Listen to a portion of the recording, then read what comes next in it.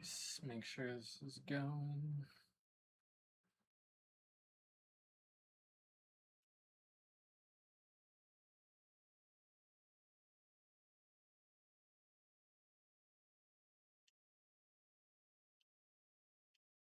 Testing, testing, testing.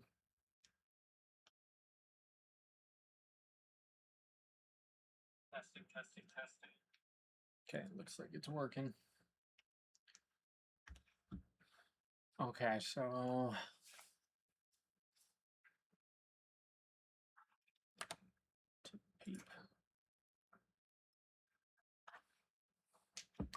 so basically what I want to showcase for my video here is, I'll grab my deck box right here.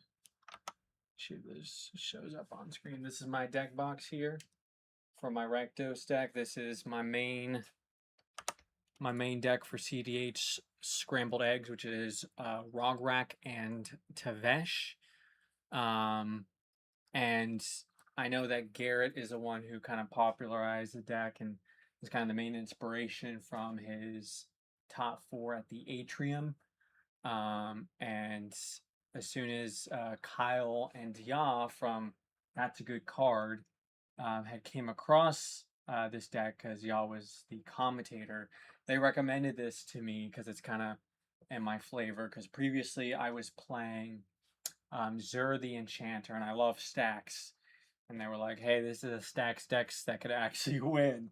So I kind of transitioned from my start in CDH, which was playing Esper, to going into Rakdos, which is kind of the flavor I like anyways, because I play Blim Comedic Genius, so I'm a big Rakdos fan. So anyways, if we want to kind of compare and contrast, I can get that set up in Moxfield. But essentially, to explain the deck,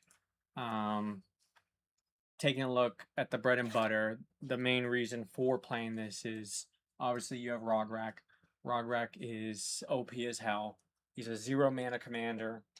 It's kind of all there is to it.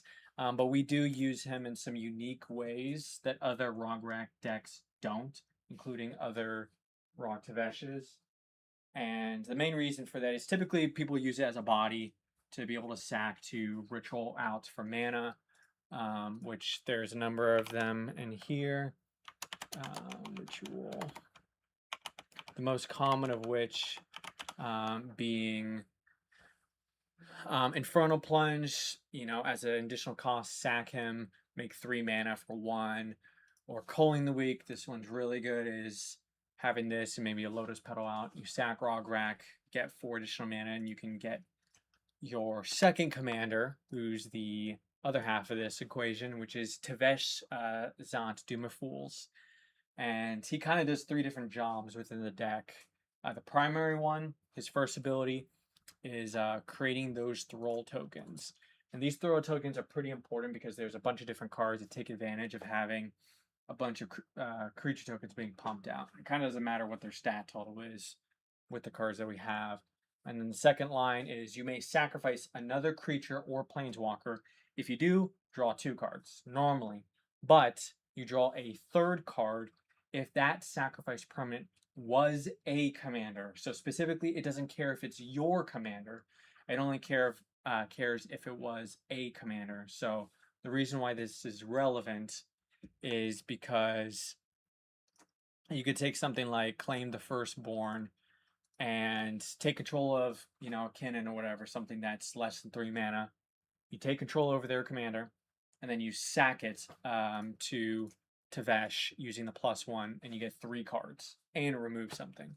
So, and then the last line is also relevant when games are going long, which is -10, and ideally you want to have him at 10 for specific reasons. Once you get him to exactly 10 loyalty, you may gain control over all commanders, and this includes your commanders.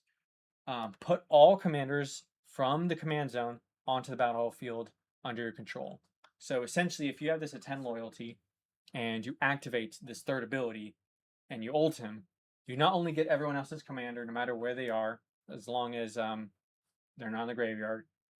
You put them all under your control, and Tevesh, since he's at 10, he dies, and then he sees this triggered ability, comes back, and is at 4 loyalty again, and can be activated again, which is relevant because you can use it to sack someone else's commander and draw another 3 cards.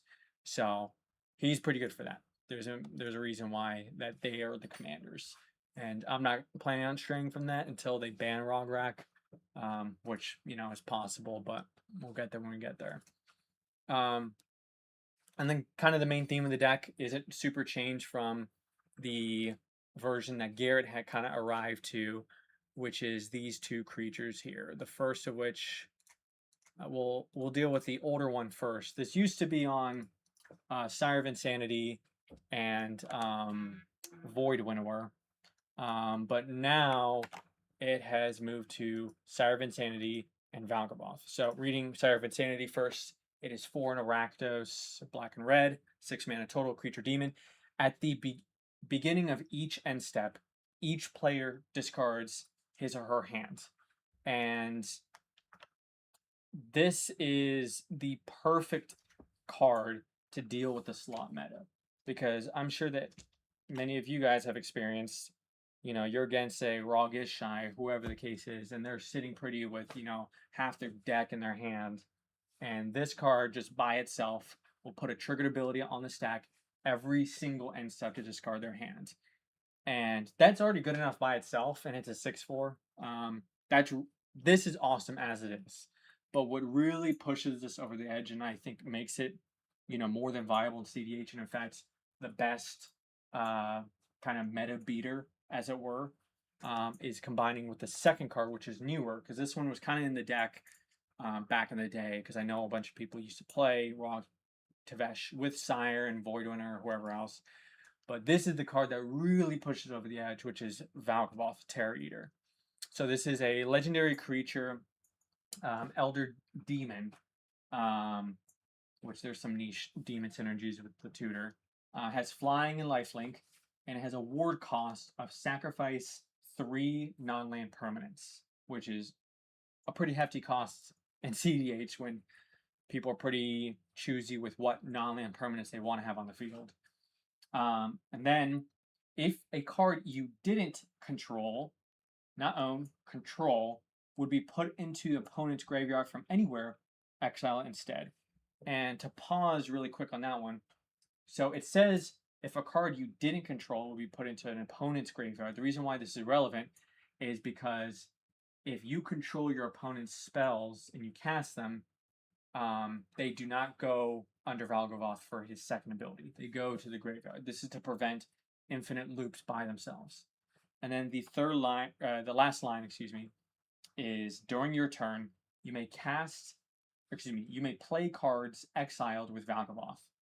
If you cast a spell this way, pay life equal to its mana value rather than pay its mana cost. So this is a replacement effect where you were paying essentially whatever the cost in the top right, you pay that amount of life in order to cast a spell because it's an alternative casting cost. And a note, you can use any timing necessary. Because it says during your turn, you can only do anything with the cards exiled with Valgavoth during your turn. But something interesting that I had picked up pretty recently by talking with some judges is that similar to Necropotence, you're able to respond with the end step trigger of Sire. When everyone discards their hand, you can respond, and those cards that are discarded with Sire or Insanity into Valgavoth, if they are instant speed or flash speed, you can cast them before your turn ends in that end step, since a trigger is placed on the stack. So say, for example, if you get a flash enabler, let's say the Valley Flood Color or the fairy, the 4-cost fairy that gives your spells flash and also has flash. If you get that placed on, and then you get, like, let's say a wheel or something and a brain freeze, that is a way to win at instant speed, which we'll kind of get to later. But how are you going to get these two big boys, beefy boys out? And that's kind of what we'll get to with the rest of the deck. So to make this a little bit easier to kind of look through, let me change this to categories, because this is easier for me to understand. So we go to categories. I have them kind of set up to be like, what am I actually using these cards for? And specifically, the most important thing is the polymorph. This is a polymorph deck, and we have polymorph effects that are in red, similar to like if you play casual, you know, a chaos warp sort of thing, where you shuffle something into your deck or exile it, and then you randomly get something of a similar type or whatever and put it into the battlefield. And so the ones that we have included, some of mine are a little bit different than the rest, but to go over the main ones that are most important is we'll start with the most basic one first, which is going to be Transmortify. If I can find it here. Let's open it up. So Transmortify, 3 in a red. It's nice because it only has 1 red pip. Sorcery, exile target creature, which is typically going to be a thrall, or say if we're in a pinch, Rograkh. That creature's controller, not owner, controller, reveals cards from the top of their library until they reveal a creature card. That player puts that card on the battlefield and shuffles the rest into the library. So the phrasing of this is important because some of them, it doesn't matter how you resolve it, some of them does. So specifically, you exile the creature, and then you start flipping over the top until you hit specifically a creature card. And this says that creature's controller. So say if this gets redirected to someone else's creature, they get to have that polymorph instead because it says that creature's controller. Or say if it gets redirected to a creature that you currently control but don't own, you would still get that polymorph effect. It's kind of niche stuff, but the phrasing on these is different from each, so they behave differently. And then the rest of it, that player puts that card on the battlefield and then shuffles the rest into the library. So with this card specifically, you have to take your whole deck and reshuffle it. There's some that only do the bottom, but this one is a full shuffle, which is important in tournaments when, you know, game information changes. So this is the most basic polymorph. This one's okay. It exiles the creature, which, you know, kind of neither here nor there, but it's just kind of just a standard polymorph. Not super exciting. This is not one I would tutor for most of the time. This is kind of one, if I have it in my hand, I'll cast it, but I'm not going to specifically look for this card. But it's more of a redundancy, which redundancy is important when you're in low colors and you're doing something specific. Okay, so the next one, let's do Reality Scramble. Now, this one is a card that I would specifically tutor for because its effect is so strong in a very different way. Just get a quick drink. So, Reality Scramble is 2 in a red. Put target permanent you own. So, the phrasing of this obviously is different. It's a target that you have to own on the bottom of your library. So you have to take it and tuck it at the bottom while this is resolving. When you do, reveal cards from the top of your library.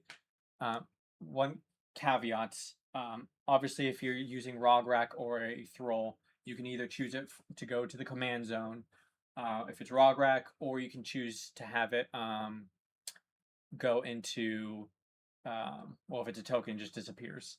The reason why it's important when a card says exile or Reality Scramble, put target permanent. Sometimes you want to have Rograkh in the bin for Yawgmoth's Will or other things like that, so these won't let you do that. Then you reveal cards from the top of your library until you reveal a card that shares a card type with that permanent. Put that card onto the battlefield and the rest on the bottom of your library in a random order. So specifically with this, if this gets redirected or something else to another card you own, say an artifact, you will have to then reveal until you hit an artifact and put that into play. So with the other one, with Transmorgify, they have to choose another creature to redirect it to, which most of the time is fine for you, for the most part. Because what are they going to pick? Another Thrall? But Reality Scramble, you can get hosed if this gets redirected because they can hit your stacks piece and that's gets shuffled in and could entirely change your game plan. So this one's a little bit trickier. You put that card onto the battlefield, and the rest on the bottom of your library in a random order. The reason why this is important is because as you're revealing all these, it's in one pile. Anything that is left in your deck, you have to now have that portion that was left unrevealed information at the top, take everything you did reveal, randomize it, and put it in the bottom. And this is important because if you're going for another polymorph, any information you reveal to your opponents or yourself will affect your game actions going forward. So it is pretty important, the differences between these. And then the last line is also extremely important, which is retrace.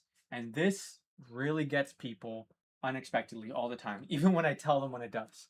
So retrace says, you may cast this card from your graveyard by discarding a land card in addition to paying its other costs.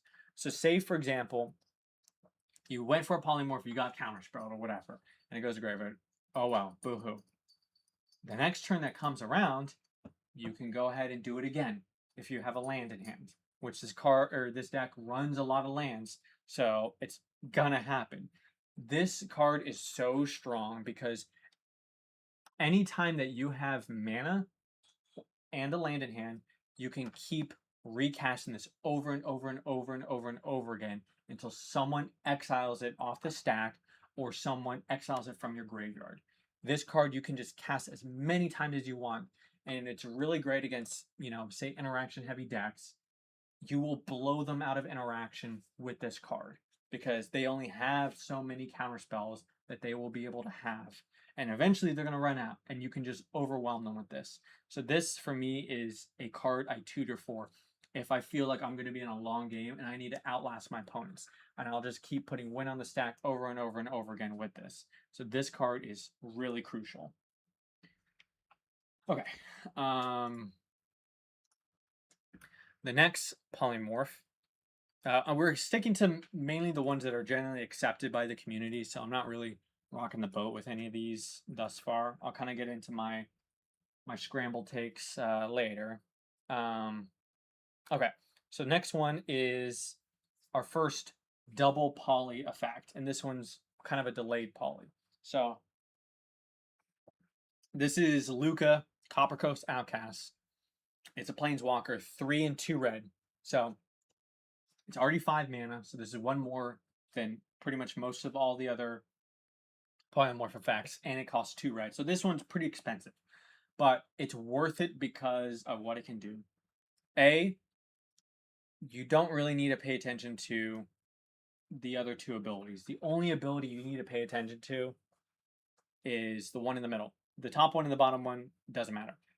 -2, exile target creature you control. Similar to Transmorgify. Then reveal cards from the top of the library until you reveal a creature card. With a higher converted mana cost. This can be important sometimes, but not really. Because the only 2 creatures in your deck are 6 mana and 9 mana. It's always going to be more. Put that card onto the battlefield and the rest on the bottom of your library in a random order. So this is a combination of Transmorgify's top effect where you exile or reveal, and it's only creatures. So it's the first half of Transmorgify, and it's the second half of Reality Scramble where the order matters. You're only revealing so much, and then you shuffle those onto the bottom in a random order, so you know what's going to be on the bottom of your deck. It is important. And what makes this interesting is because this is -2, and he enters with 5 loyalty counters on him, it means that if he sticks around, you can get 2 polymorphs off of him without paying any extra mana. If he lives past the first polymorph, which is pretty likely, you can get a second polymorph because you know, a 6/4 or a 9/9 with flying and trample, and lifelink is pretty significant. So, excuse me, flying and lifelink, no trample. So usually you can typically get it off more than once, which is what makes him so powerful. Is 5 mana. You can get 2 polymorphs. Obviously, you have to have a turn in between because you can only use a loyalty ability once, but he's still really good, especially when you ritual into him. Next polymorph effect is the last of like the standard allotment. And oh my god, this one is insane. It's one of my favorite. So cool. I love the art. Divergent transformations. This one is instant speed. So you could do this on other people's turns, including on someone's end step. So instant and has Undaunted, which is a pretty unique line of text. This spell costs 1 less to cast for each opponent. So this is 6 in a red, which is 7 mana. But if you have 3 other opponents, it costs 4 mana, which is the same amount as some of the other polymorphs. So essentially, this is a 4 mana spell, but it being 7 in total is actually pretty useful against certain cards like Disrupting Shoal, where they can discard a card and counter a card of similar cost. Hitting a 7 mana card is a lot harder than hitting a 4 mana card. So essentially 4 mana with only 1 red pip being in the cost, which is huge. Exile 2 target creatures, which this is important for cards that redirect that only can do when it targets a single card. So this card can get around some of that interaction, which cares about single target because this is 2 targets. You exile 2 target creatures. For each of those creatures, its controller reveals from the top of their library until they reveal a creature card, puts that card in the battlefield, and shuffles the rest in the library. This is probably my favorite polymorph effect. I love Reality Scramble. Reality Scramble, being able to do it multiple times back to back to back is awesome. But I love this card specifically because you can just get Valgavoth and Sire of Insanity out onto the battlefield during someone's end step, or right before the end step trigger, and you can get the Sire trigger for them to discard their hand, and they discard everything in a Valg, and then during that next turn, you now have everyone's hand in your hand and able to play it on your turn. It's so awesome. That's like the Magical Christmas Dreamland. If you have the Stars line, you have 4 mana. They don't have a silence effect. They don't counter you, whatever the case, and you have 2 creatures. But it happens more than you think. But what also makes this really good is because this is also all of these polymorph effects are also removal, and having a win condition that is also removal at the same time, with the exception of Reality Scramble, which you can remove some of your stacks pieces to like open a window. It's still relevant. Having these be modal removal is extremely crucial. Like, say for example, if you know, I would like to get Sire and Valgavoth, but there's like a Hullbreaker Horror that just resolved, and I need to get that out of here, and I also want at least 1 polymorph. Being able to target the Hullbreaker Horror and your own Thrall or Kobold or whatever is so relevant because for 4 mana, you're removing a huge threat, and they're probably going to get something dinky. Who knows, unless they're on Big Flip's Cannon.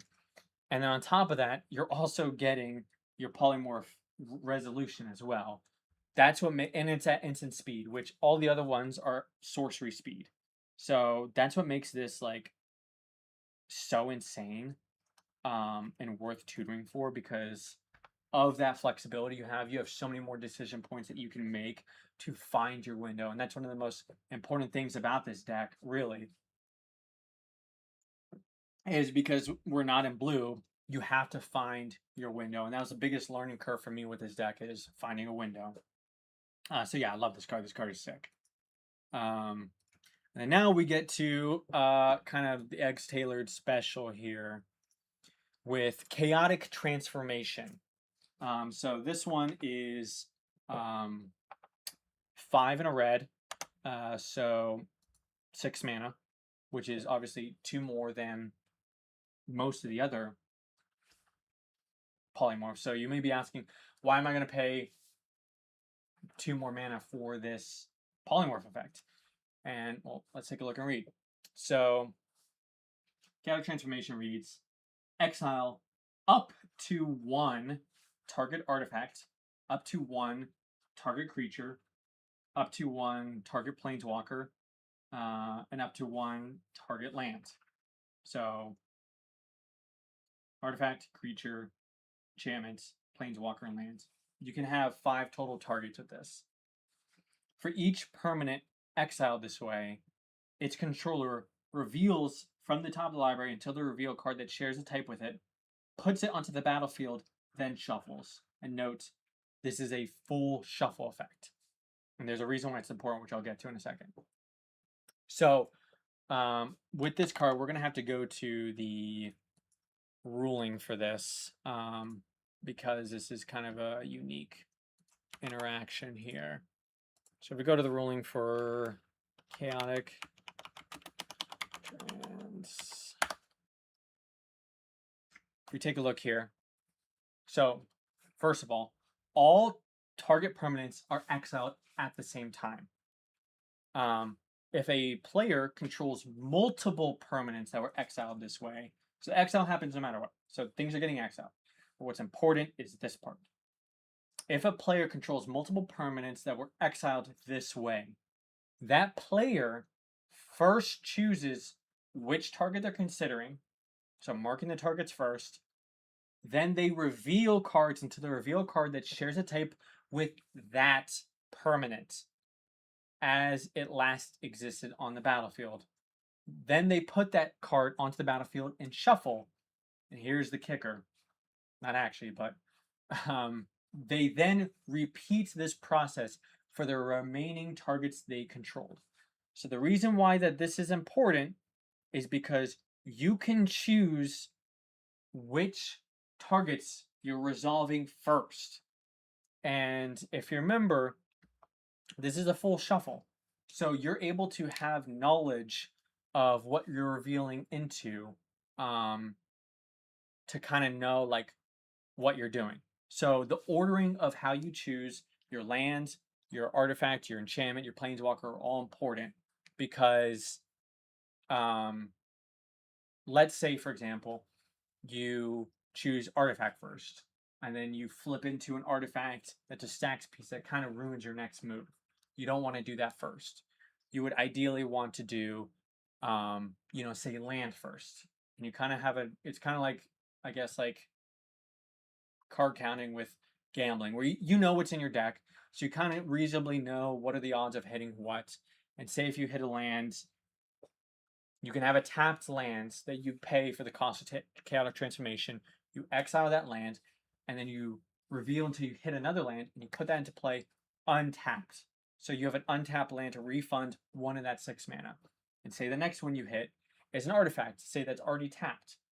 You flip in to what is likely going to be another artifact that is able to make you mana, which will likely refund you another mana. So ostensibly speaking, if you're exiling an artifact and a land, a lot of the time, you're going to refund 2 mana from this. And then from there, obviously, if you're exiling a creature, you're going to be getting, either a Valgavoth or a Sire of Insanity. And then some niche use cases as well is with enchantment. There's a couple enchantments here that, may have been relevant earlier on, but you want to try to hit something else. Like say if you have a Blood Moon out and you want to get rid of that because say you're against 2 red decks or whatever the case is, you could exile that and hit another enchantment like an Underworld Breach. And then what's interesting about this is you don't have to target your own stuff. You can target other people's stuff that is problematic and have them exile and flip into hopefully something not as bad, which is always relevant. And another thing too is target Planeswalker. Something I learned from my last tournament that I did is that if you have Tevesh out and you exile Tevesh, you're guaranteed to get, something significant. Or say if you have a car now, there's the planeswalkers that are in this deck are worth spinning into, because you know if you have a Tezzeret, you're going to get more mana, and typically you'll have a Tezzeret out earlier. You will have the opportunity to flip into a Karn or a Luca, which is either an extra polymorph, so you can get 2 polymorphs on the same turn, or you can also get a Karn to turn off people's artifacts, not your own, just other people's, and then start sniping shit. And we'll get to some interactions with Karn later. But each of these modes is extremely relevant. The creature mode, enchantment mode, planeswalker mode, and the land mode. These are all relevant because, once again, they double as a removal. They are able to push you to a win condition. And all of this is stapled on one card. This card is so worth 6 mana. It just really does so much. In every game, it does something entirely different. And the flexibility that this card offers you really makes it, in my opinion, like, I think this card is a must-have for polymorph decks, especially Rog Tevesh. Like, this card has to be run. Like, I get it. It's 6 mana. 6 mana is a lot in CEDH, but we're kind of turbo stacked, so we're ritualing out and ramping a lot of mana. And this is one card that is so impactful, it is worth absolutely running. So this is one I feel is a non-negotiable. It should be in decks. Okay, I'm doing a lot of yapping. Give a quick drink. So that's pretty much all of the polymorph effects that are in the deck. Which 5 doesn't seem like a lot, but you're going to be tutoring a lot, and you're gonna see these. If you're not seeing a polymorph in your game, you're probably doing something wrong, in my opinion. A lot of other people who are on this deck are on, the Obliterate plan, which I'll kind of explain my rationale on that, or the Artifact plan. I'll explain why I've kind of diverged from that path a little bit. But the next category I want to go over is the copy effects. Copy effects. When I first started on the deck, Flare of Duplication was something I was like, oh, I'm not going to have Rograkh all the time. Let me cut it. Because, I'm using Rograkh to, ritual things out or whatever. And, I don't need him. Long story short, I was wrong. And I soon learned my buddy Ryan told me, you got to put it in. You got to test it along with some other people. And I was like, all right, fine. I'm able to listen to reason. My first game with Flare Duplication was, turn 1. I just played Rograkh and I don't know, an artifact in my past. And my buddy Ryan casted Adnos. I was like, huh, my CMC is pretty low. I feel like I can get away with an Adnos. So I sacked Rograkh and Flare of Duplications. I flared it and I got my own Adnos, and I drew a lot of cards. I drew 20 cards. And it helped me a lot that game, so it was worth it. So this card, initially I didn't like it because I was like, okay, how often am I going to have my Rograkh? But realistically speaking, often enough. So this one was definitely worth the include. The next one is a Taxi Special. Shout out, that's a good card, because this is a good card, and you guys should watch the video on it. Return the Favor. So this one is 2 CMC value, but it is an instant, and it has Spree. So you can pay additional costs to add additional effects. The first one is, let me see if I can find it, is you pay 1 extra generic, copy target instant spell, sorcery, or activate ability, or triggered ability. That's a lot. Typically, most copy things, you only get 1 of these things. And something that is not common at all is, sorry, I'm just trying to find the card. Here's the card. The last part of that first edition is not common at all. Being able to get a activated or triggered ability copy from an instant spell like this out of nowhere is huge. I mean, obviously, copying a target instant or sorcery is hella nice. an Anos or Peer into the Abyss or whatever else big spell someone's casting. Like, it's always good to be able to get someone else's spell for cheap. That's awesome. But the triggered ability and activate ability is huge because not only can you use this for your own stuff, obviously, but like, say for example, someone is going for a Thoracle, and you have a Return the Favor in hand, and you have, let's say, a Tainted Pact, or Decon or something else, which you're in a. This is a theft deck. You're going to be stealing people's cards all the time. If someone is attempting to Thoracle on the stack with, a Tainted Pact on top or a Demonic Consultation on top, and let's say they try to counterspell someone else. This is just an example that I've had in game, mind you. You can respond to that, and they feel like they're in the clear. I played my Thassa's, I played my Tainted Pact, and I counterspell someone else. I'm in the clear, I'm good.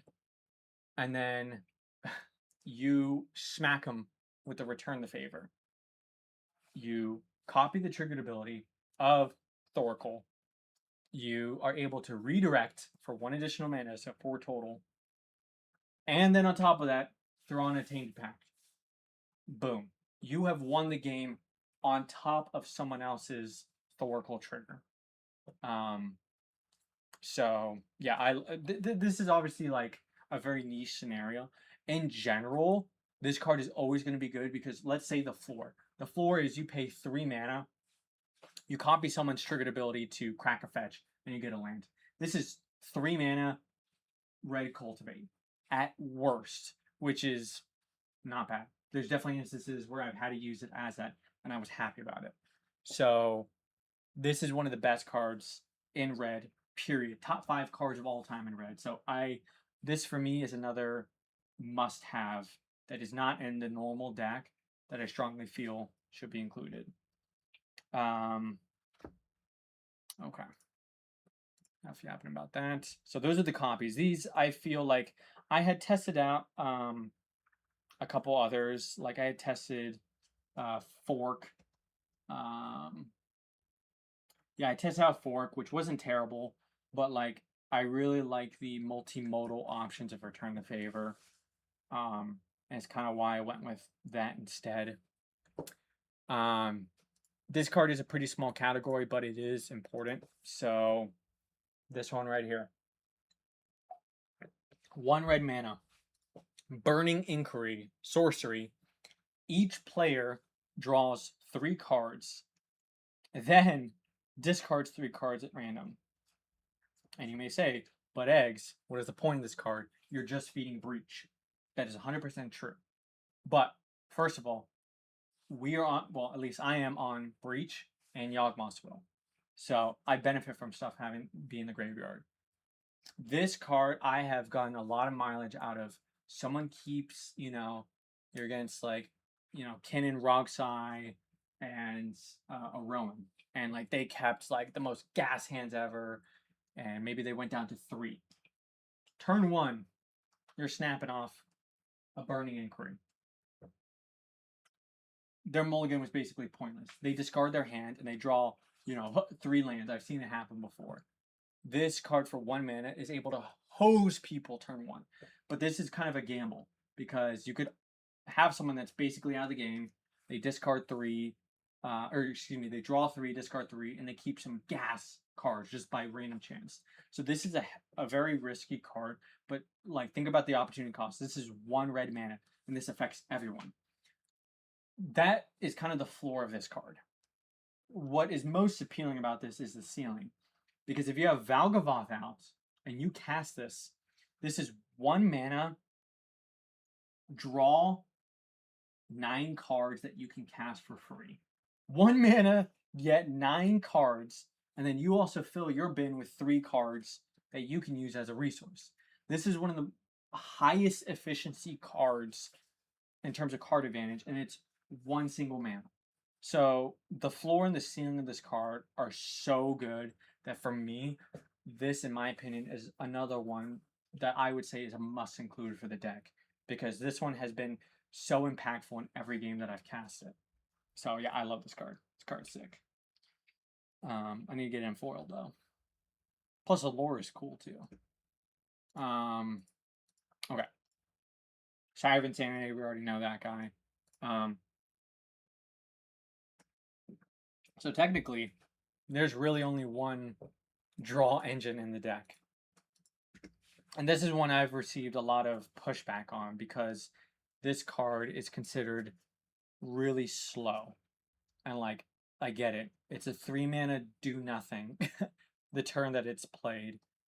But despite that, I have been very happy with the performance of this card. And like, I test a lot of cards. Like, if you go to my sideboard and my maybe board, my sideboard's got 68 right now. My maybe board has 26, but my original version, I had burned through, 100 plus cards. And this is one of the ones I've kept in the deck, and I really, really like this card because it's really doing a lot. So, anyways, Black Market Connections is 2 and a black enchantment at the beginning of your pre-combat main phase, so your first phase. So obviously this doesn't work when you play on the first turn, it works on the next turn. Choose one or more. Sell Contraband, create a treasure token, you lose 1 life. So kind of like a Lotho effect. Next one, buy information. You draw a card, and you lose 2 life. So if you do both, you're at 3 total. Last one, hire a mercenary. Create a 3/2 colorless shapeshifter creature token with Changeling. It has every creature type. You lose 3 life. In total, this is 6 life in total that you would lose by using all modes, which it is very cool that you're able to choose any which mode you want to do. Most decks have a lot of draw engines, but the reason this is the only sort of draw engine in the deck, because other Rog Tevesh pilots have, One Ring, which I've considered adding in, and I'm still on the fence. I might add it in, but not because of the draw, but because of the protection. But the reason I like this one specifically is this is doing 3 things that my deck wants to do. It is creating a treasure token, so this is giving me a ramp, so I can bake mana for my instance or for a polymorph. And treasure is good because it gives me colors. Say if I have other people's stolen permanents, like a fairy mastermind, it gives me a blue to be able to draw more cards. It draws me a card for the second ability, which is, it's always nice to be able to draw cards. But the third ability is a main reason for this card's inclusion. Getting a 3/2 body, the stats are pretty nice as a defender. But the main thing that I care about is it is just pooping out a creature every single turn, which means every single turn by paying life, I don't need to cast Rograkh, I don't need to cast Tevesh. I'm always going to get an extra draw, an extra treasure, and an extra creature to polymorph. Having all 3 of the things that I need for my deck encapsulated in 1 card is huge. So yes, I get it. This card is slow. It does nothing. The turn you play, and it might just lose you the game. But honestly, got bigger problems than that. Besides that, but I think that this card should be a staple because it is doing 3 things very efficiently every single turn.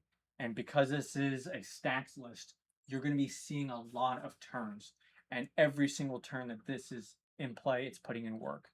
So yeah, I wouldn't say that this is like a must-have, but I would say that I really like it and it does the job well, and I'm not taking it out. So that's kind of my opinion. For some people, they would prefer to have the One Ring because you're not losing life, you're gaining protection. You'll lose life eventually, but yeah, that's just my opinion. I would rather have this than the One Ring because people are not going to want to clone this either. We get more value out of this than a One Ring. Anyways, love the card. It's one of the enchantments you can polymorph into as well, or polymorph out of. Okay. The next section, I'm going to kind of skip ahead a little bit and focus on a couple other aspects. So most of the Rog Tevesh decks are pretty turbo. And I still think that my deck is turbo. It's just more equipped for a mid-range plan if need be. Um, because the main thing I care about my deck doing is I want my deck to, in every single game I'm in, I always want to be relevant. I always want to be, you know, a player in the game. And something I've noticed a lot with Turbolist is they either do the thing or they don't, and they just sit there with their, thumb up their ass the whole game, which I don't like to do. It's happened once or twice, but I don't want to be in that position. So the reason I'm bringing that up is because of how are you going to pay for all these expensive spells? There's a lot of expensive spells in this deck. Rituals and ramp. And if you notice, my ritual count is lower than most people's. And my ramp count is higher than most people. And I typically try to have the same amount of ramp as I do rituals. Number is a little bit different right now because I'm doing some experimentation with the deck. But typically, I will usually have 11 pieces of ramp and 11 pieces of rituals. Right now, I'm on 10 ramp just because I'm testing some things out. But if I go O-tag, ritual, I'll kind of see them all. So I have cut things like Desperate Ritual because it's 2 mana, make 3. You're only +1 mana.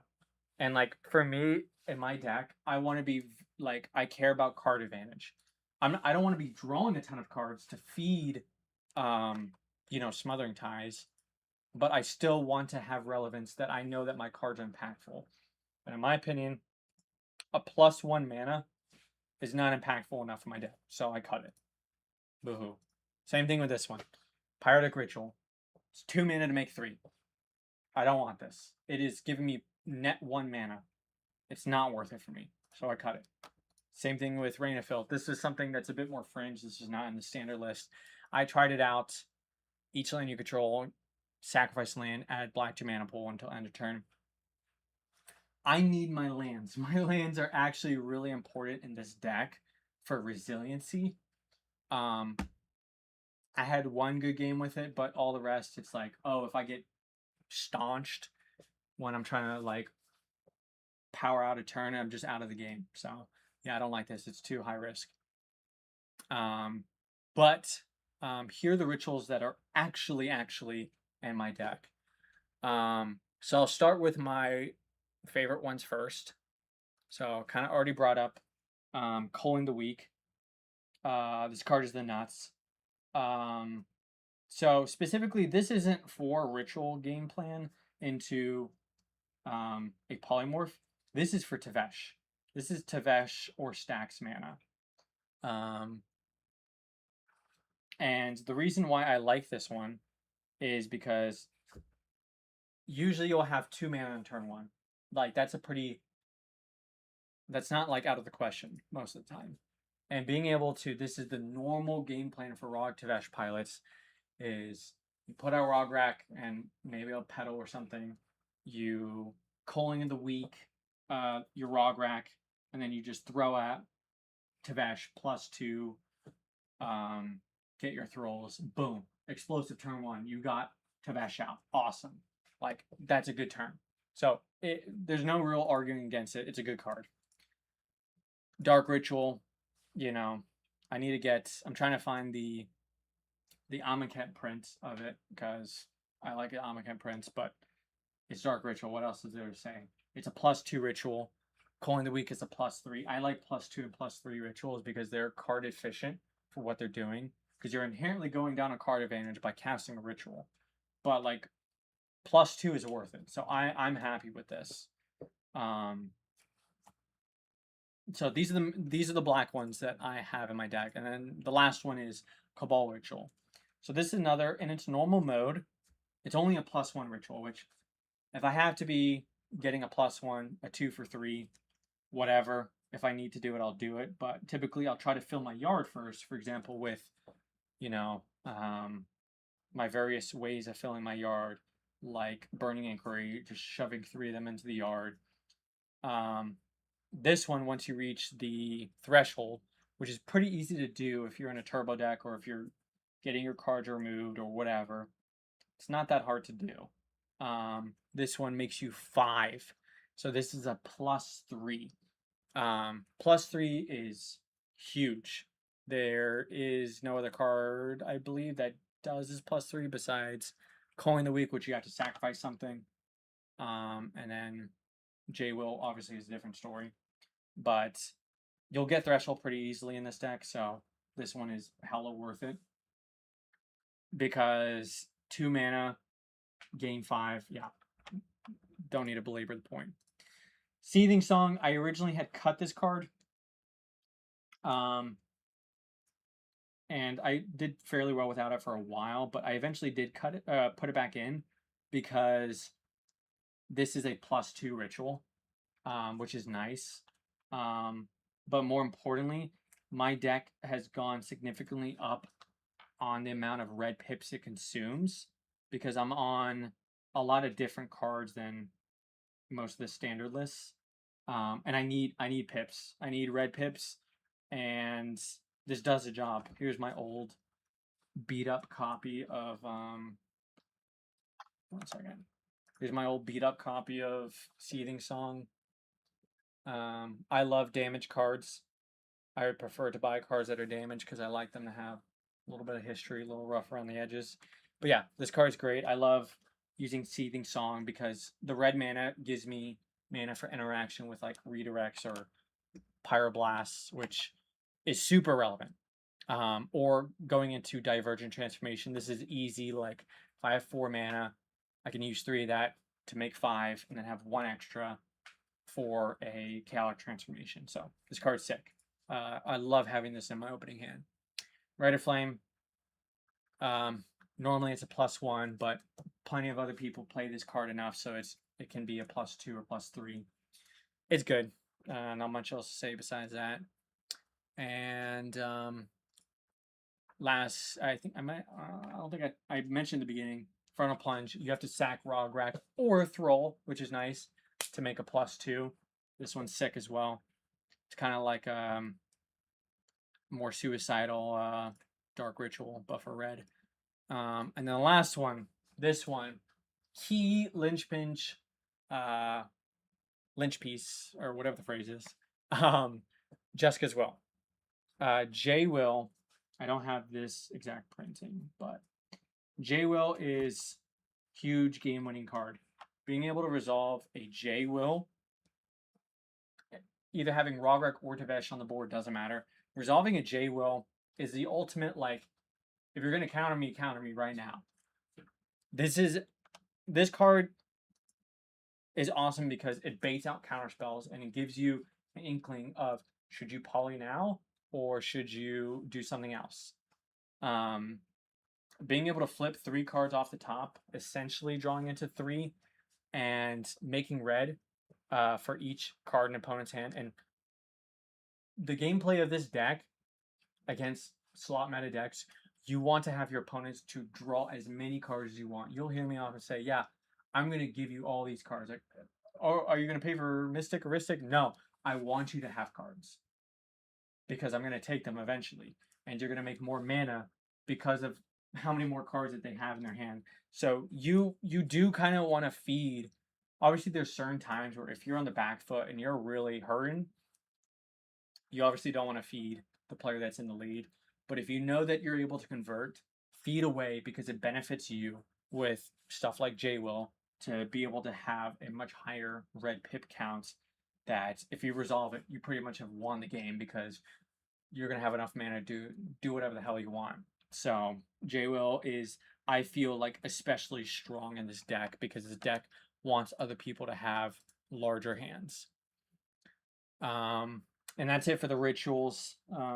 Even though J-Will is kind of a mix of the two, it's card advantage and a ritual. It's fucking sick. And then let's go to our ramp. I'm very happy with the amount of rituals I have. If they print better stuff, they print better stuff, but I'm pretty happy with that. Let me get some water really quick.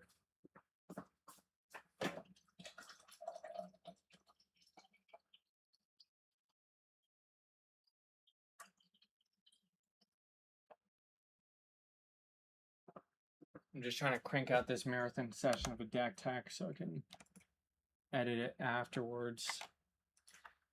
Okay. So next category is ramp. We're just looking in this middle column. So we already talked about black market connections. It makes a treasure. It ramps you. Chromox, everyone knows it. You exile something that's not a land or an artifact. You make that color. Mox Diamond, same deal. You discard a land, which helps with your graveyard count. You can tap for 1 mana of any color. Mox Amber, you have a 0 mana commander. Like, these are just, I'm not going to explain any of these. Mox Opal is great. Sol Ring, yada yada. Springleaf Drum is also great because you have access to cheap creatures. These are all the no-brain includes. Some of the ones I have taken out, I don't like Signet. I don't like 2 mana rocks because, once again, they're inherently card disadvantage. And I would rather my card be doing something else with mana. And for 2 mana, I want more mana than just 1. And you'll kind of see that with some of my inclusions later. I had tested out the Soulstone a little bit. It's pretty good, but I think it's better with Obliterate packages, not on mine. I think this is a good card, just not on my version of Rog Tevesh. Thranduil Ammo is a common card in the other Rog Tevesh decks, like the normal Obliterate strategy and then the Artifact strategy. I think it's a good card, but I don't want to be paying 4 mana for 3 colorless. I want pips, and this does not provide pips. So I like the card. I just don't want to include it in my deck. Staff of Completion is pretty sick. You could do some infinite mana loops in the artifact version. This is another good card, but just it doesn't do enough for what my deck is. The only reason I would include it is for the first effect, where you can destroy a target permanent you own in order to remove a stacks piece you need to have gone, or you can proliferate Tevesh to be able to ult. I think it's a good card. I'm not currently using it right now. I might later.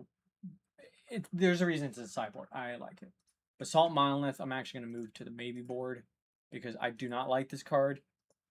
Yes, I get it. It's a good card. It's a win condition in the artifact version of Rog Tevesh.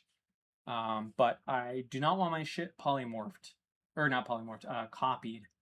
And a Kinnan can just see this. Oh boy, you just gave me the win. I'm going to copy that and win the game. So I don't want this. I could be playing like a pussy, but I don't care. I don't want it in my deck. I'm doing other cooler shit, so I'm fine with not having it.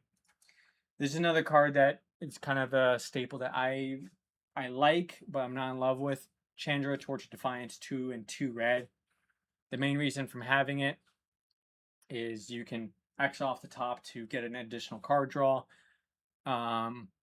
You can make 2 mana off of this to refund 2 of it.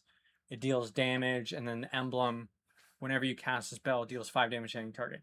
I don't think it's a bad card, but I'm doing other stuff with 4 mana right now, and I don't feel... If I'm spending 4 mana, I kind of want to polymorph. I kind of don't want to do these things. Once again, not a bad card. It's just, I don't think it's the right fit for my deck at the moment. Guild Artisan, I know some buddies of mine have recommended this, and I tried it. I just wasn't the biggest fan. 2 in a red, commanded creatures you have. Whenever it attacks a player, if no opponent has more life than that player, you create 2 treasure tokens. So, oh my god, you play this turn 1 with 2 mana, you swing out with Rograkh the next turn, you can make 2 treasures. First of all, you have to be swinging. It's only commander creatures, which is only Rograkh. It doesn't count the roll, doesn't count anything else. And it says commander creatures you own, not control. So if you take control of someone else's commander, this doesn't work. I don't think this card is worth it. I tested it. I really hate this card. I don't like this card. I think it's bad. I think there's better cards that do something similar. Paradise Mantle, I recently just took out. I like this card a lot, but I don't like that it's 0 mana and that you have to pay 1 to equip it. I think Springleaf Drum is better. I think it's a good card. I just don't think it's good enough for my deck. And I get stopped by stuff like Vexing Bauble or my own stacks pieces like Chalice. I would rather have always a Springleaf than this because I don't want to keep having to pay 1 mana to re-equip it because I'm blowing shit up. So I love this card. It's not on the deck though. Okay, going on to the actual ramp.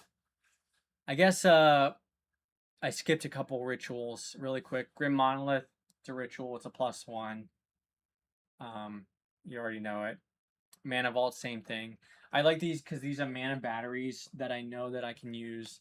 I'm not going to get blown out if they get copied. So these are necessary evils. I kind of want to take them out, but they're fine being in there as it is. But on the spicy includes that I have, the first one is the most recent include. Tablet of Discovery. This is the one that just came out in the Strixhaven sets. I love this card. I don't know if this is a must. It's not. This is not a must territory yet, but I do like it a lot. So it is 2 in a red, 3 mana artifact. When this enters, you mill a card. Woohoo! Graveyard count. You may play that card this turn. So essentially replaces itself if you're able to cast it. It comes in untapped, and you can tap for red to pay for anything. Or you can tap it for 2 red. Spend this mana only to cast instants and sorceries. I don't play standard, but I heard this card's good in standard. But 3 mana rock that taps for 2 is sick. Because I have a lot of cards in my deck that require 2 red pips. Like a lot. If I sort them by color. Spells. I got 25 red cards. And 1, 2, 3, 4, 5. Like about 4 or 5. Have double red pips. But more importantly, I want to be casting multiple red spells a turn. And there's other things that also require red pips, like what I'll get to later. Sokana, whatever. Crucible Defiance requires red pip. I've Mount Doom requires red pip. Care Keep requires red pip. I need a lot of red pips. So this card does the job for me, and I'm very happy with it. Is this the best card in the world? No. It's definitely not, but I don't know, it does the job for me. So yeah, I like this card. I'm gonna be keeping it for the time being because it replaces itself. It refunds 2 of its mana, so ostensibly, for most situations, it's only 1 extra mana I have to pay for it. So I love this card. I think this card's sick. I love the pips. The downside of only instants of sorceries is not a big deal because I can use my red pips for other things. So this card's sick. I would recommend people test it, but I don't think it's a must. But for my list specifically, fucking love this card. This card's sick. This is probably one of the more wild eggs takes. Dowsing Dagger. Casual staple Dowsing Dagger. I think Tomer on MTG Goldfish really loves this card. This is an artifact equipment for 2 generic mana. You can see this lovely card here. When Dowsing Dagger enters the battlefield, target opponent creates 2 0/2 green plant creature tokens with Defender. And you may say, eggs, this card's shit. There's so many Cradle decks. Don't give it to the Cradle deck. And if there is 3 Cradle decks at your table, don't have this in your opening hand.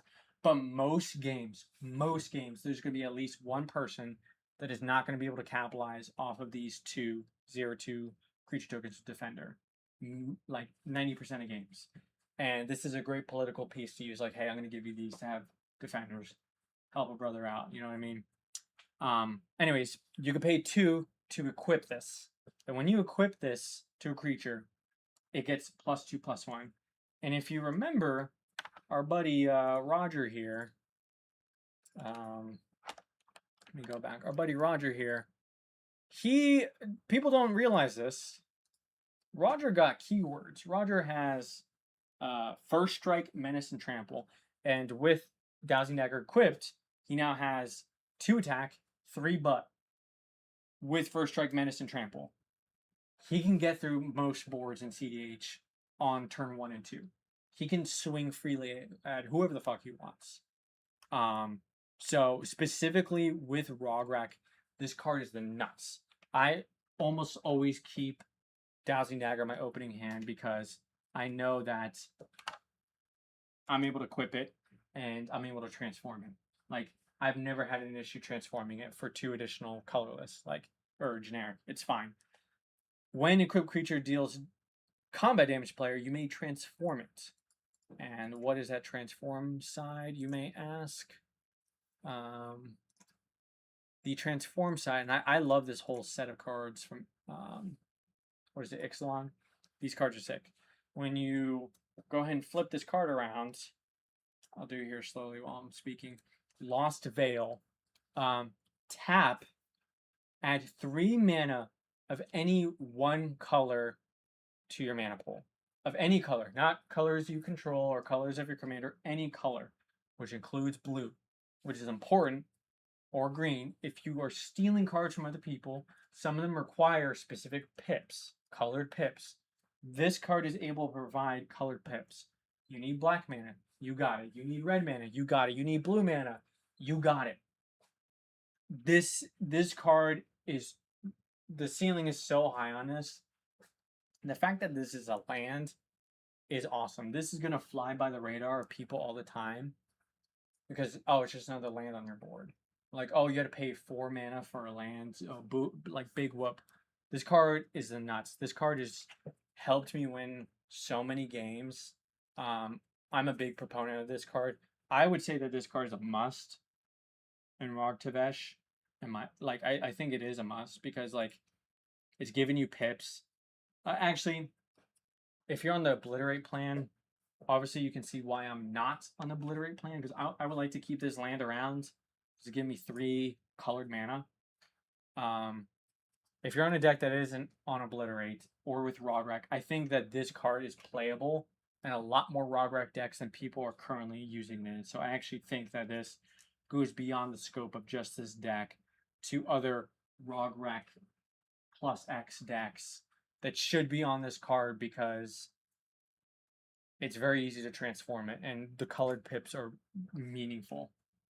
But yeah, this card's sick. I love seeing it in my opening hand. And that's about it. I don't think these lands really count as ramp. But that's kind of my ramp and my ritual suite that I got going here. Yeah, I'm pretty happy with all these. Technically speaking, Tezzeret is ramp, and I guess we can talk about him now because you can untap an artifact to generate more mana. I love Tezzeret. He's able to get me a lot of meaningful pieces. I used to be on Altar the Brood, which tutoring for that with him is cool. Tutoring for Soul Ring. There's a lot of really good 1 CMC artifacts that I want to see, or less, that I want to see in this deck. If you need colored pips, you can get a Spring Leaf or a Mopal. You can get an LED off of Tezzeret's if you want to go a breach line. You can get a Chalice if you need to shut off someone else's breach line. Tezzeret is literally always good. Like, he's always doing something relevant. You can get a Vexing Bauble to turn off people's free interaction to protect yourself. You can get a Mana Vault to ritual out 3 colorless mana. Like, he does everything. I love Tezzy. Tezzy does work. Anyways, let's go back to categories. Okay, so ramp and rituals are done. That's where a majority of our mana is going to come from, besides our land base, which is going to be another conversation because I kind of have a bit of a unique land base because my lands are really important to how my deck operates, especially in comparison to other decks. I would say it's definitely one of the main differentiators, especially the number of lands I'm on. I'm on 29 lands. Let's pick an easy category just to breeze through. Tutors. I'm on Vamp Tutor. It's good. Tezzeret. Let me categorize this so I could show you what I didn't include. I'm on Vamp. Vamp's good. Tezzy's good. This is, I'll get to that in a second. Imperial Seal is okay. I mostly get lands with that. It's pretty easy to politic. Gamble is awesome. Gamble is so good because if you gamble into Reality Scramble, Jinx, if you gamble in Reality Scramble and you discard it, you can still cast it if you have another land. So my number one target with Gamble is Reality Scramble, and it is such a powerful play. Diabolic Intent is good. You got a bunch of troll laying around. Demonic Tutor, I don't really have to say shit. It's good. But the part that P Grasp is an amazing tutor because you're tutoring from 3 other people's decks. This is the card with the lowest floor though, because I've had it at a tournament where I've screwed up my P Grasp because I didn't understand my opponent's decks well enough and it kind of whiffed. So you have to have a very good understanding of your opponent's decks and like try to like talk to your opponents to understand what their game plan is before you cast this, so you know what you're looking for. This is one of the hardest cards in the deck to utilize well, just because there's a lot of room for error. It's extremely hand dependent, and it can just win you the game on the spot. This is one of the few cards that, like, if you play your cards right, this can just grab Brain Freeze or grab Flash Enabler or whatever, and just instantly win you the game.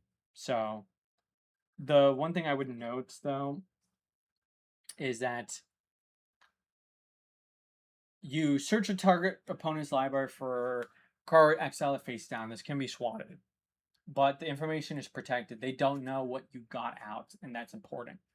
Second most important thing is that you may look at and play that card for as long as it remains exiled. Some of these cards say mana of any kind can be spent. This doesn't. You need to have the exact pips that are required for that spell, like a Thassa's Oracle, like a Brain Freeze. You need blue pips in order to be able to cast that spell. This card does not mana fix, so you need to mana fix somewhere else with treasures or with whatever. So that's an important thing to not misplay, is make sure whatever that you're grabbing with P Grasp, Annie, make sure that you have the pips available to cast, otherwise you're going to screw yourself, which I speak from personal experience. Anywho, next one is, this is another weird eggs card, but this is a newer card from the Universe of Beyond stuff from TMNT. Regardless, what? Teenage Mutant Ninja Slop, as Tiffany said. Yes, exactly. But this card is worth including in the deck. This card, I think, is a must-have in Rograkh decks. Splinter's Technique. It's got Sneak, which is kind of like a better ninjutsu. You may cast the spell for 1 in black if you also return an unblocked attacker you control to hand during the declare blocker step. So technically the converted mana cost is 4, 3 in a black. But typically you're going to be casting this at instant speed for 1 in a black. So it's basically an instant speed demonic tutor during combat if you control an unblocked attacker, which is pretty easy to do with Rograkh. Like, it's, turn 2 Rograkh, he has menace. You're going to get through with Rograkh. He's going to swing, and 99% of the time you're going to be able to get this off. Splinter's Technique is awesome. This is one of the very few decks, because of Rograkh, that you're able to get another demonic tutor, and you can just play Rograkh again for 0. So this card is gas, one of the best tutors in the deck. Highly recommend. I would say that this is a must. This is definitely a must. But yeah, this should be played in the deck. I don't think there's room to argue against it, really, because you're always going to be able to have an untapped blocker, and if you don't, you're doing something wrong. But yeah, that's the tutors that I have included. The ones I've taken out. This is a very controversial opinion. I love this card, but I did cut it. Beseech the Mirror. 1 in 3 black. So 4 mana total. Sorcery. It has bargain. You may search a lot, which means that you can sacrifice a token, an enchantment, or an artifact. It's kind of a plus side to be able to sacrifice something to give yourself a window. So it's not really a bad thing. Search your library for a card, exile it face down, then shuffle. Then, if the spell was bargains, you may cast the exile card without paying its mana cost if that spell's mana value is 4 or less. Put the exile card into your hand if it wasn't cast this way. So people love this card. This is a CEDH staple card. I get it. I think it's a good card. My issue with it is that I can't get certain cards I want with this and cast for free. Otherwise, it's just a 4-mana tutor to hand with 3 black pips, which is not ideal. Because I can't get chaotic transformations. I can't get Luca. I can get Transmorgify, but I can't get Divergent transformations, which really sucks because it's not 4 CMC, it's 7 converted mana cost. Same thing with Reality Scramble is good. That's typically what I got with Beseech, but like, I don't like that it's two casts, and one of them is a free cast. And if I have like a Sphere Resistance or a Trinisphere or any of those stacks pieces, this doesn't really work as elegantly with those stacks pieces as you would like, or a Vexing Bauble. Like, on paper, this card is really good, but like in actual practice, there's a lot more road bumps with this than if I just have a 2-mana tutor and I just wait till next turn to do it. So like, this is a good card. I'm not saying it's not. It should probably be played in most decks. I just don't have it included because I'm doing other shit. So yeah, that's my cope reason why I don't have it included. Feel free to argue in the comments about that. The next tutor I cut was Demonic Council. So it's 1 in a black sorcery. Search your library for a demon card, which we got 2 demons. It's kind of the deck. Reveal it, clinch your hand, and shuffle. Obviously, we don't want to cast it and tutor the things that we want to have living in our deck into hand. But if we reach Delirium, if there are 4 more card types among cards in your graveyard, instead, search your library for any card, punch your hand, and shuffle. I think this is a great card. I think it's good. I'm just not running enough types in my deck to make this consistent.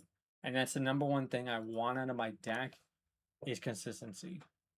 I only got 2 creatures, 4 enchantments, 3 planeswalkers. So realistically speaking, I need to have exactly a sorcery, an artifact, an instant, and a land in my graveyard all at the same time, which is plausible, but I don't want to have cards be dead in my hand because that could cost me the game. So that's the reason why I cut it. Expedition Map. This card's been kind of in and out. I think this is a good card. Probably is going to be coming back again. It's 3 mana, get a land. I have a lot of really fucking good lands, so we'll kind of touch on this later, but I do think this is a good card. It might go back in the deck again. This is high up on the sideboard. I cut Investor's Fair. It's alright. I don't want to pay 4 mana and lose a land for a tutor. Moonsilver Key. This card is more playable in the artifact versions. It's a good card, just not for my play style of the deck. Witchclaw Talisman. This is a good card. Once again, better for the artifact version. Yeah, it's a good card. I think it probably should be in the deck, but I'm kind of doing other stuff. There is room for this to come in later, especially since you can sack it to not give the Wishclaw to someone else. So that's the reason why I have not included those tutors. Okay, that category is done. Sip. Babe, I've been marathoning this deck tech. I'm probably going way more into detail than I should.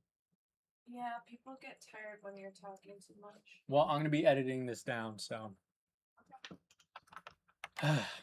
I'll fix it in post. It's a really pain in the ass to edit things down, as opposed to figuring out what your like chapters are gonna be and then speaking on each chapter. I got a lot to say, That, so I know, but that helps you stay organized and on. I'm definitely gonna have it chaptered. I just don't know what organization type I'm gonna have. Maybe by category. I'm just doing it by category right now. Okay, so the next one is, let's see, we looked at tutors, we looked at ramp.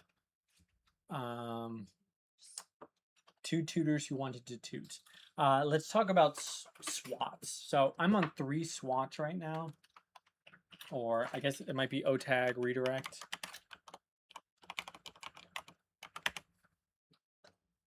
Maybe it's SWAT. I don't know what the OTAG is. I'll have to look it up in a second. I'm on deflecting SWAT. It's 0 mana. Redirect. It's the best in the game. There's nothing else to be said that hasn't been said already. Big Corval Dragon. Shout out Kyle. This card is so flexible. You can watch a million other videos about how good it is. This is a good card to have in hands to save your bacon. Yeah, it's good.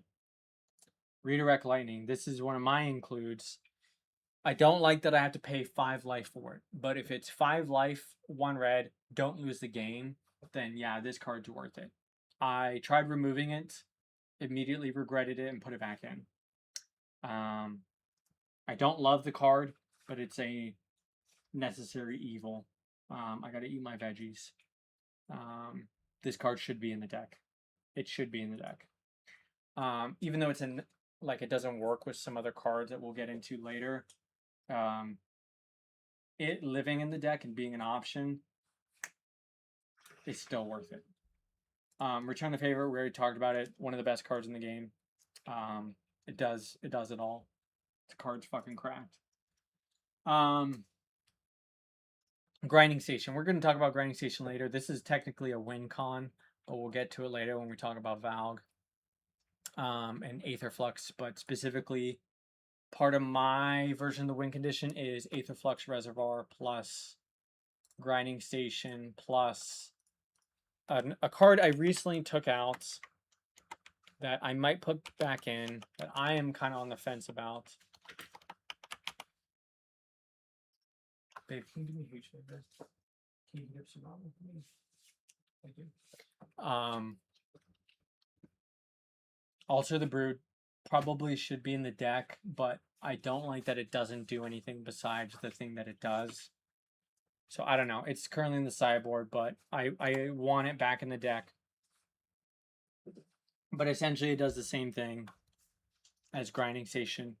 The benefit of, we did some crazy math in one of my discords where essentially, like, to put it in layman's terms, if you have an Alter the Brood and you have a Valgavoth out, you have about an 80% chance to be able to keep an infinite chain of casting spells going, casting all of your opponent's spells off the top of their deck for each permanent that you have enter, as much as you have life.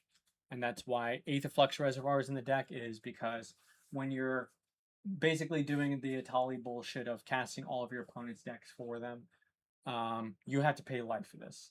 And eventually, you're going to get pretty low. So if you just get a single tutor and then a single ritual, you'll be able to cast Aether Flux to negate all that life and then have a damage win con as a bonus little treat, I guess. I mostly care about the first line of text for Aether Flux. But the second line can come in handy if you don't have if you just need a quick way to just kill a motherfucker. It does the job. So a lot of people do not like this card. Oh, it's a 4 mana do nothing. It is a stopgap to prevent me from losing the game when I'm in a winning position. So I think it should be in the deck, at least for my version. I don't think this game plan is a must, but I like it because it's able to convert quicker under tournament timing restrictions. What's that from? Oh. I haven't seen Dodgeball in forever, dude. I love that movie though. Ben Stiller is a killer in that. Okay. So that's kind of part of the win condition with Valgavoth. Essentially, what you want to be doing, and we'll get into this later, kind of as a summation of like what is the deck doing. It kind of just feeds into that game plan. So part of that game plan, something I want to talk about, is the stacks, because I'm a stacks player, and this is still technically a stacks deck. There's only 11 dedicated stacks pieces so far, and we'll kind of go through them one by one. We'll just go through the staples first. Vexing Bobble, one of the best cards in the game. Turn 1, this is so fucking good. Turning off counter spells, free spells, turning off other people's Rograkhs, and then being able to crack it to open your own window. It's a must include. Everyone knows it. Trinisphere. People hate this card because they feel like it's king making, but this card's really good against most Storm decks in general. This card sucks ass against cards that work with activated abilities like Kinnan or Sisse or whatever. Things that they don't need to put spells in the stack. This does nothing. So this is kind of a situational piece. It's not a instant keep. Let me go through some more staple cards. Blood Moon. Blood Moon, my beloved. I want to look at these cards while I'm talking about them. Blood Moon is a situational card because red is a good color in CEDH right now. But Blood Moon specifically is interesting because of how it interacts with some of our lands and other people's lands, like Gaia's Cradle, Emergent Zone. There's a lot of land-based decks. This is still worth it, even if it feels like it's king making. It's still worth it. Like, it is an impactful piece for being 3 mana, and turning off so many relevant things. I don't think you should listen to other people. Blood Moon is a good card, and it is a must play. I love this card. Love playing in the Lantern. Next one, Chalice of the Void. This card is so flexible, easily tutorable. The standard mode of operation you'll see is playing this early or cheating this into play on 0. And when it's on 0, it's different than Vexing Bubble. Vexing Bubble only cares that you didn't pay mana. Chalice is different because it cares about what is the mana cost in the top. And it counters anything that is 0 CMC. So like Rograkh. This is kind of a non-bow with Rograkh because if you have this out, it means you can't cast Rograkh. So you kind of have to be careful with this because sometimes you'll want to put this on, you'll pay 2 mana to put it on 1 and counter anything that is 1 mana. Or you pay 4 mana and counter anything that's 2 mana value, which is typically the most optimal move if you have the mana. This card is really good, but in the Hexing Squelcher meta makes things more difficult because people can escape out from this specific stacks piece. So it's kind of a niche interaction. I left this card in, but there's another fan favorite stacks card that I took out for this deck, and I'll explain why. Nether Void is a similar card because it counters spells. It's 3 in the black. I cut this card. I think the art is sick. I think the card is sick. It's 4 mana. And they had to pay an additional 3 or it's countered. There's so many ways to make things uncounterable. Cavernous Souls, Hexing Squelcher, yada yada. It's not worth it for me, so I cut it. I like other cards better.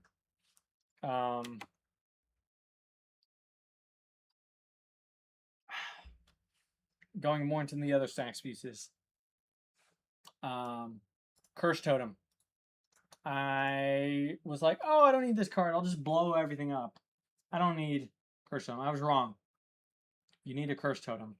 Being able to get this out early and prevent people from using activated abilities this, I'm talking your Kinnons, your Sisseys, but also just dorks or just there's just tons of shit that has activate abilities now that being able to turn it off early from like turn one or tutoring it and slamming into play quick. This is your oh shit button, and this does the job. People immediately shit their pants when they see this come out. This card is a must-have. This card is so good. Very happy with it back in my deck. One of my best matchups is against Kinnan. I almost never lose to a Kinnan, and this is one of the many reasons. And Kinnan's one of the best decks in the meta.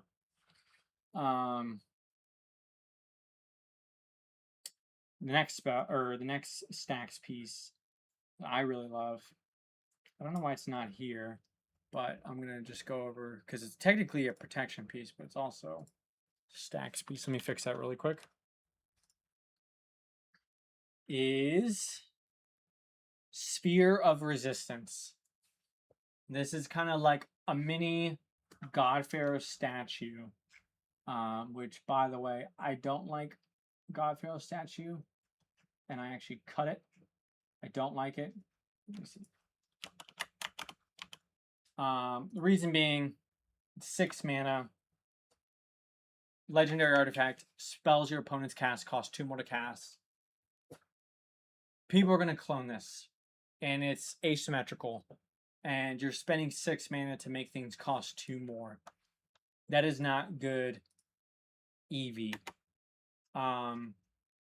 Sphere of Resistance, on the other hand, is hella worth it. This one is so much better. It is a third of the cost, which in CEDH is crucial. It is 2 mana. All spells cost an additional 1 to play. All spells, including creatures. And you may say, oh, Eggs, why are you playing this? This affects us too. All of my spells now cost 1 more. That can be a good thing. Say, for example, you have Valgavoth out, and you have to, you pay life and 7 mana cost, and someone else has a Vexing Bauble. You can't cast any of those spells. But if you put a Sphere of Resistance, all those spells now only cost 1 mana, and they get around the Vexing Bauble, or whatever stacks piece prevents you from playing 0 mana spells. This has so much utility, and is the perfect cost because it's only 2 mana. You can slam this turn 1. It immediately hose Storm players. Like, this does everything that I want a stacks piece to do. This is a must include. A must include. Is it ready, babe? Yeah. Okay. I'm gonna take a quick bite to eat. Really quick, so I can chomp. So I've been burning calories while yapping. Thank you, baby. It accidentally overflowed. Why didn't you just use the hot water from there? I did. It wasn't cold enough, so I microwaved it for way less time than it said. Like less than 10 minutes still. Is it super hot? Probably if it overflowed, but luckily most of the water is gone, so the noodles on top are probably. I just think. Do you want me to put it in a bowl so it's not? No. Yeah. I'm just gonna do a sniff test. It's probably fucking fine. Ugh. I don't know. You want to take a look and see if it's expired? That's been in there for a while. I was like, I hope he's not. I don't think it smells good. It doesn't even smell like anything. Yeah, that can be a thing too. I just need to eat something. I'm fucking starved. Babe, if I put that in a big open bowl, it'll cool off. No, I'm good. I don't want to make more dishes. Thank you, though. Okay. We're going to cover a couple more of the staples here. Just get a bite. Also, edit out my slot comments, and I'm already a villain. You're what? I'm already a villain. You're fine, babe. No, don't make comments if you want to. I did. No. I said more than that. Oh my god. I'm starving. Little Marvin. Mm-hmm. Little Marvin commercial.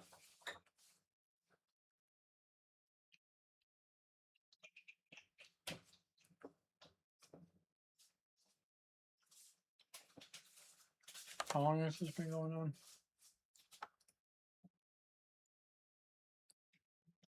An hour and 30 right now. Okay. People are not gonna wanna listen. Bro, I'm gonna fucking edit it. Edit it down to 30 minutes. No. Deck text usually lasts an hour plus. Okay. So we covered Curse Totem. The next stacks piece I want to cover that's a staple is Dampening Sphere. Dampening Sphere is also 2 generic mana to cast. If a land is tapped for 2 or more mana, it produces colorless, 1 colorless instead of any other type or amount. And this is really relevant against Cradle decks because they're only getting 1 colorless mana from their Cradle. That's already good enough as it is. I'm pretty happy with that. It turns off Ancient Tomb. It turns off City of Traders. This hits so much shit from your other opponent's boards. This is a slam dunk most of the time. Then the second part of the text sweetens the pot even more.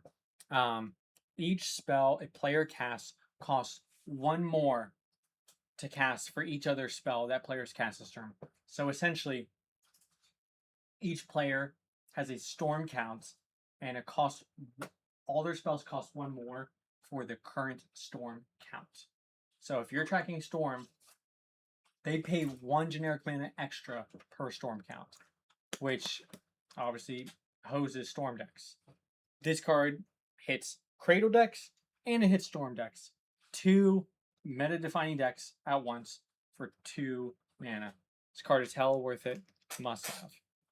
But it's kind of already accepted as a staple for most stacks decks. Hell yeah. What? Anywho, next one is another that's a good card. Shout out. Disruptor Flute. Oh my god. This card is the nuts, bro. The amount of shit you can hit with this is insane. Disruptor Flute is another 2 generic mana, but it has Flash, which is huge. A stacks piece with Flash, when it enters the battlefield, so as a triggered ability, you choose a card name. Spells with the chosen name cost 3 generic mana more to cast from the chosen name. This is not targeted. You just choose any name you want off your dome. Activated abilities of sources with the chosen name cannot be activated unless they're mana abilities.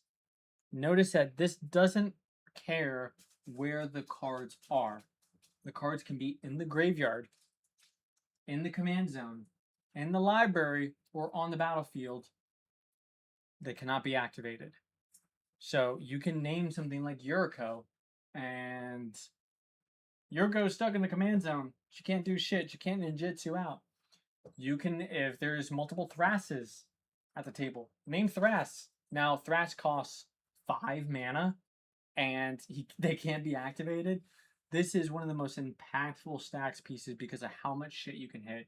And really the sky's the limit as to your creativity. This does so much because it says card name.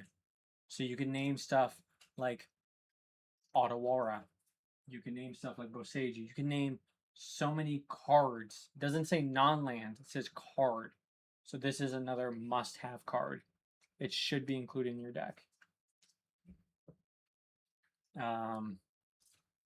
Sick card.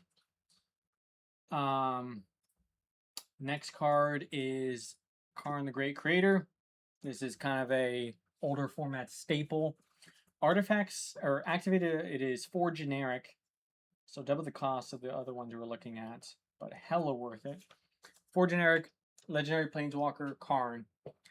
Activated abilities of artifacts your opponents control cannot be activated. So excuse me, this is a one-sided oof effect, where oof, none of your artifacts fucking work now, but mine do. That's already good enough as it is. The other two make it even better. So it comes in with 5 loyalty, and you can +1 it to until your next turn. Up to 1 target non-creature artifact becomes an artifact creature with power and toughness equal to its converted mana cost. The reason why this is so good is because Karn is a rock sniping machine. You see him in the art, how he's like breaking some shit or whatever. That's what you're going to be doing to your opponent's mana artifacts. They're Mox Opal, Mox Amber, they're Chrome Mox. You could just +1 him and just snipe it and just send that little rock to the graveyard. Hella useful for that. This card is so awesome to have because it turns off treasures, it turns off so much stuff. Love having this card in play.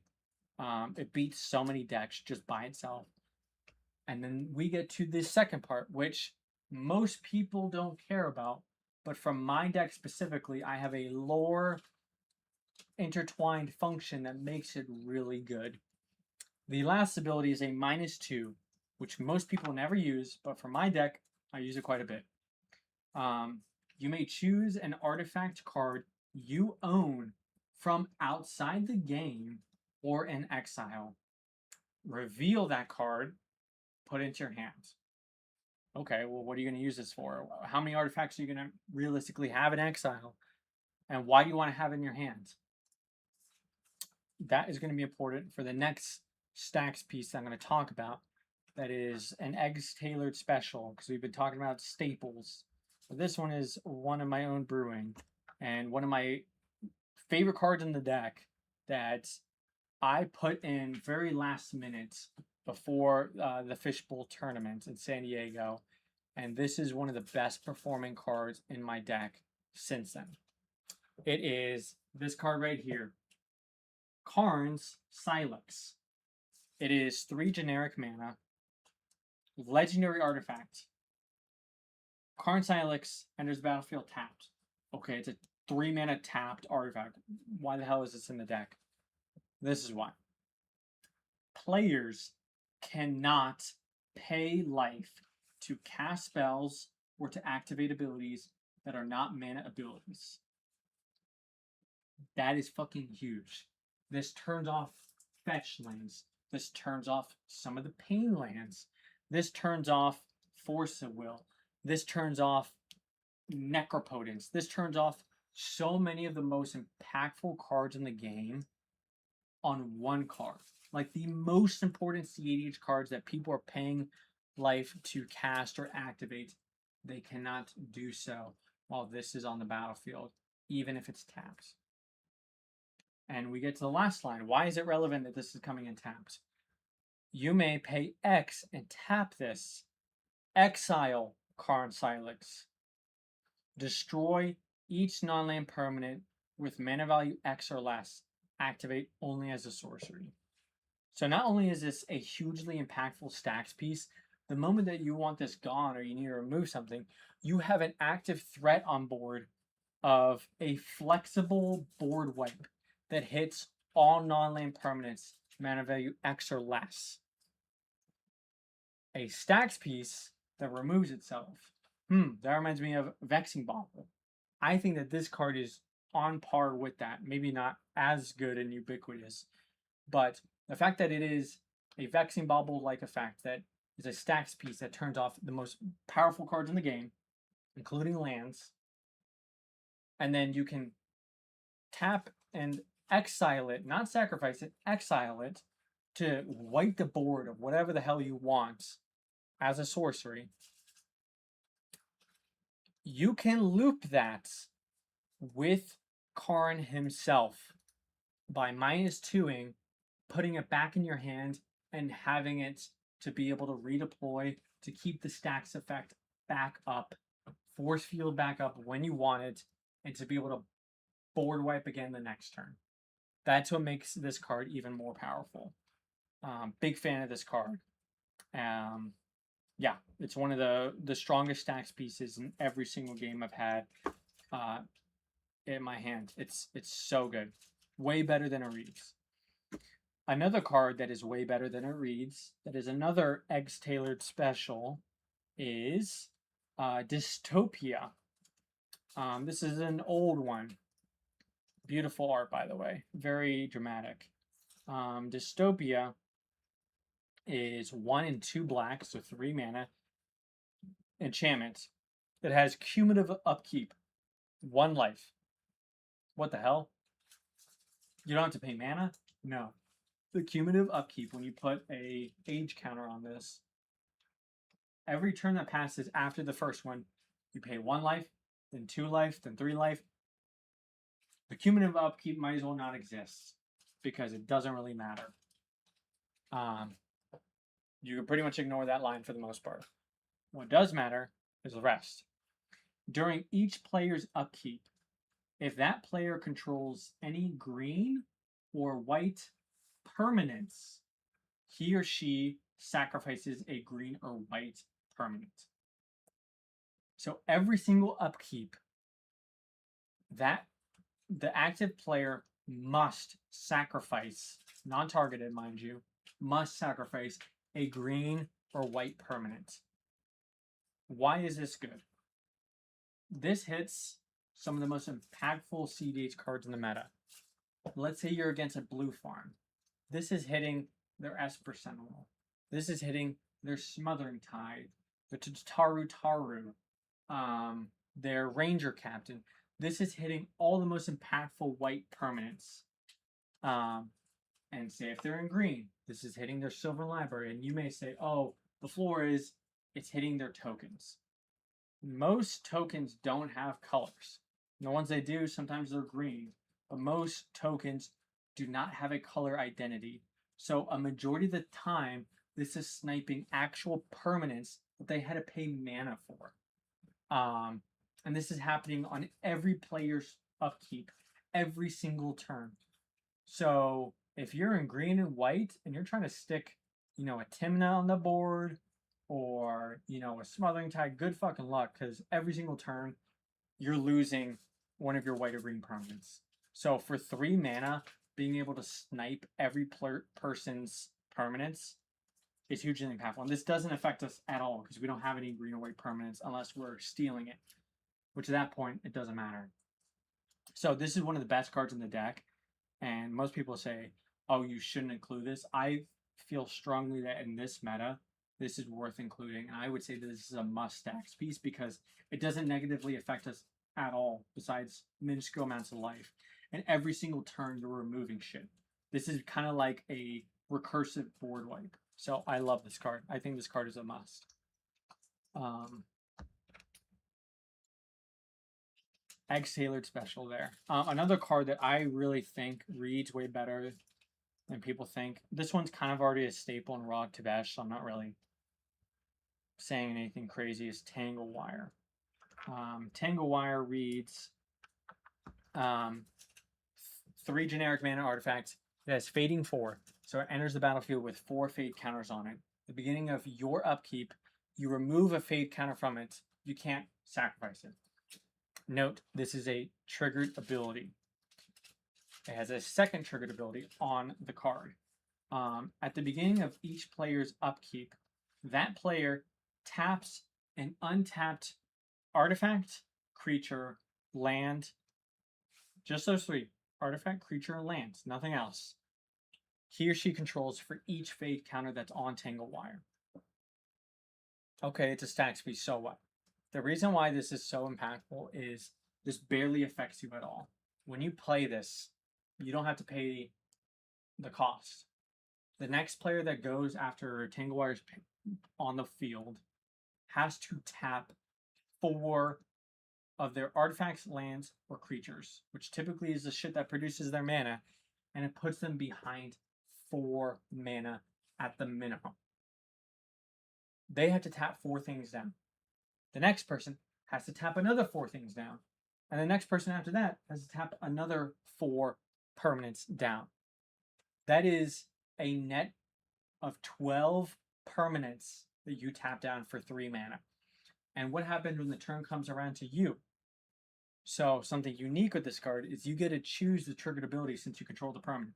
So you can choose to resolve and order the triggers so that the fading counter is removed first. So it goes from 4 to 3. And then you have the upkeep trigger where you have to tap 3 permanents with Tangle Wire instead of 4.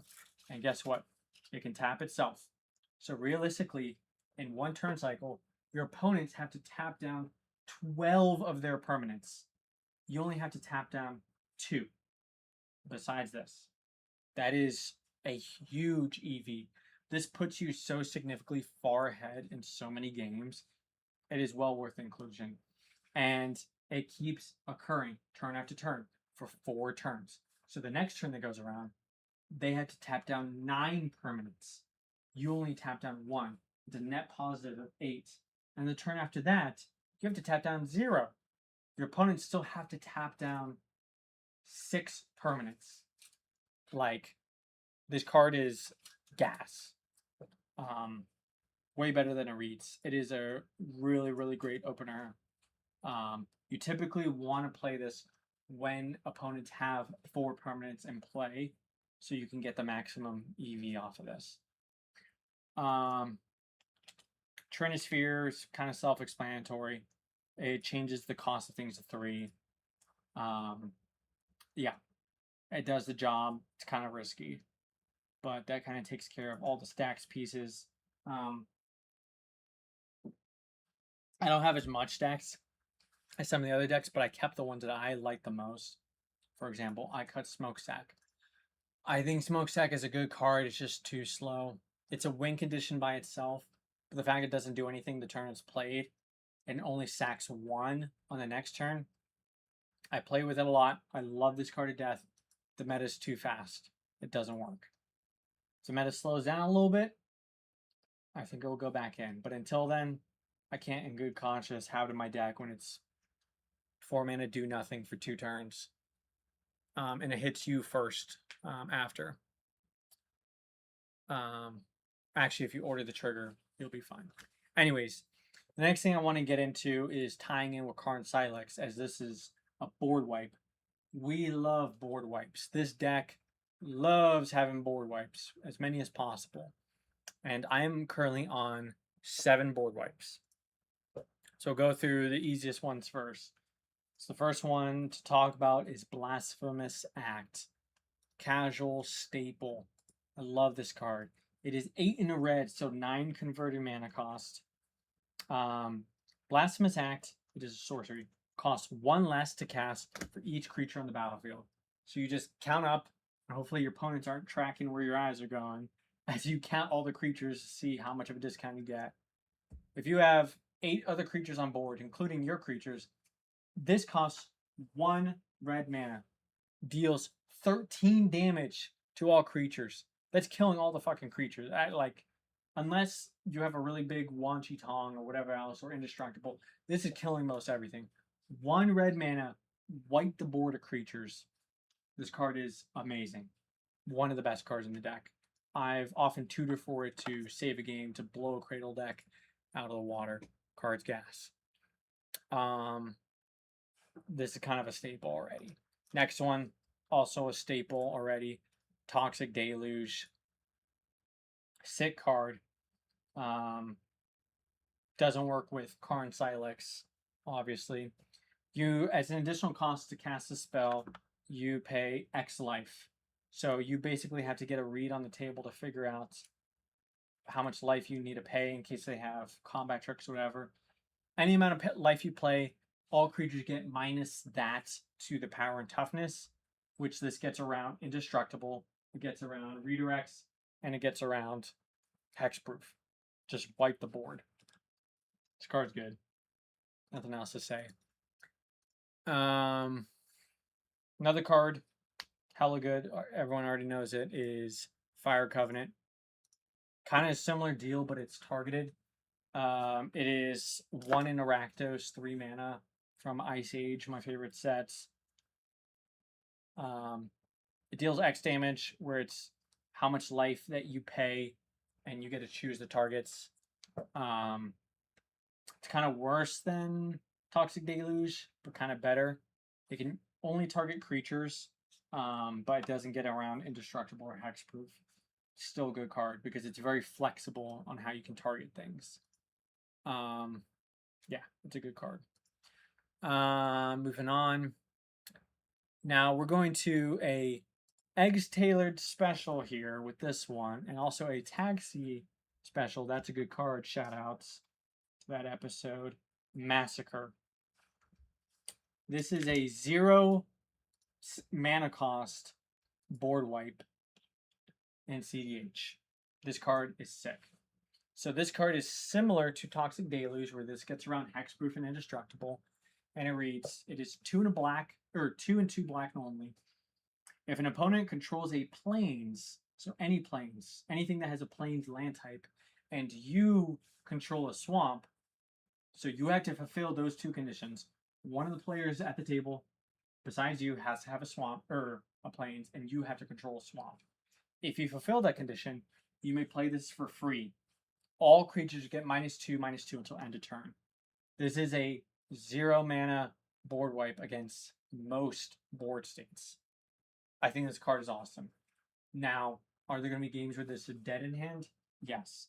This is a risk, but even then, it's still a risk I'm willing to take for the upside of games where I have a 0 mana wipe the board.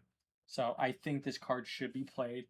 It does have a downside, but I think in general, 80% of games, this is going to be online, and 0 mana wipe the board is worth it. Yeah, love that card.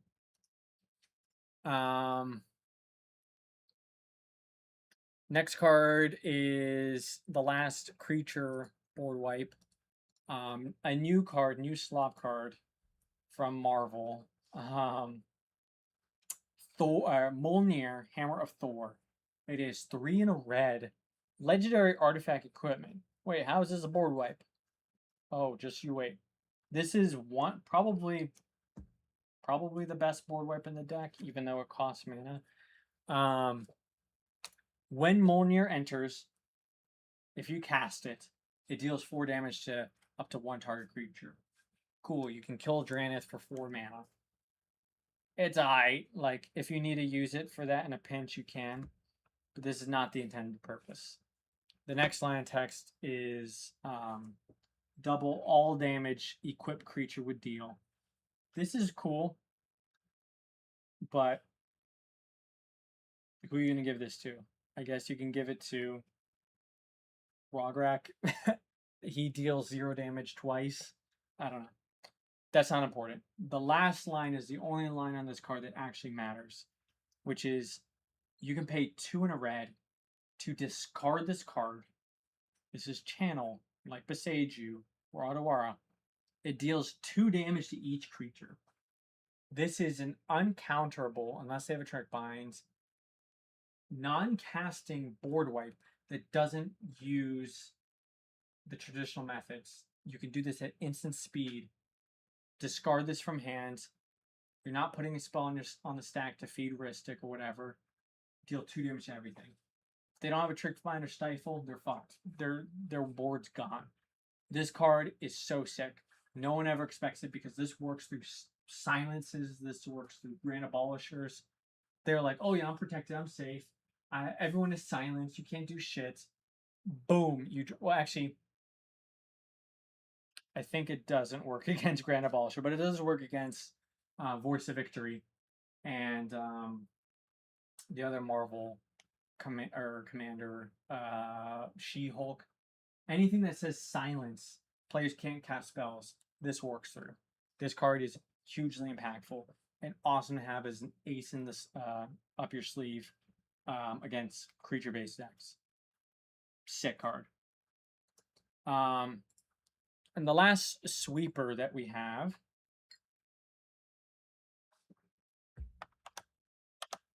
is Meltdown.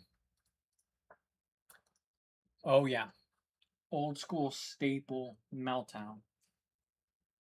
You may pay X and a red to cast this. Sorcery speed. Destroy each artifact with mana value X or less. Oh, this card is so juice. This card is so juice. The flexible cost, you could just pay 1 mana, wipe the board of all the moxes and all the treasures. That shit's gone. And then deploy all your shit after. 1 mana, wipe the board of all the artifacts is insane. You pay 1 mana extra, kill all the soul rings. You pay 2 mana extra, kill all the talismans. This card is so goddamn good. Being able to wipe everyone off of their mana, whatever static effects they have on their artifacts, and having a flexible cost. This card is an absolute must-have staple card. It should be a staple card in the deck. I love this card. This card's sick. It's always good. I've tutored for this multiple times to save my bacon and melt down theirs. So that's all of the sweepers I have. 7. I would love to have more sweepers, but I kind of need to wait for them to be printed. There is fire magic. It's instant speed. It is cool. It's kind of expensive. I'd rather play Molnir. There's a new card that got printed that I actually do want to test out. Death to Our Enemies. Very on flavor for the deck. 2 and a red. Enchantment plan. Whenever you cast a non-creature spell, create a tap treasure token and put that plan counter on this enchantment. When it hits 4 plan counters, sack it. When you do, deal 7, divide it as you choose among 2 targets.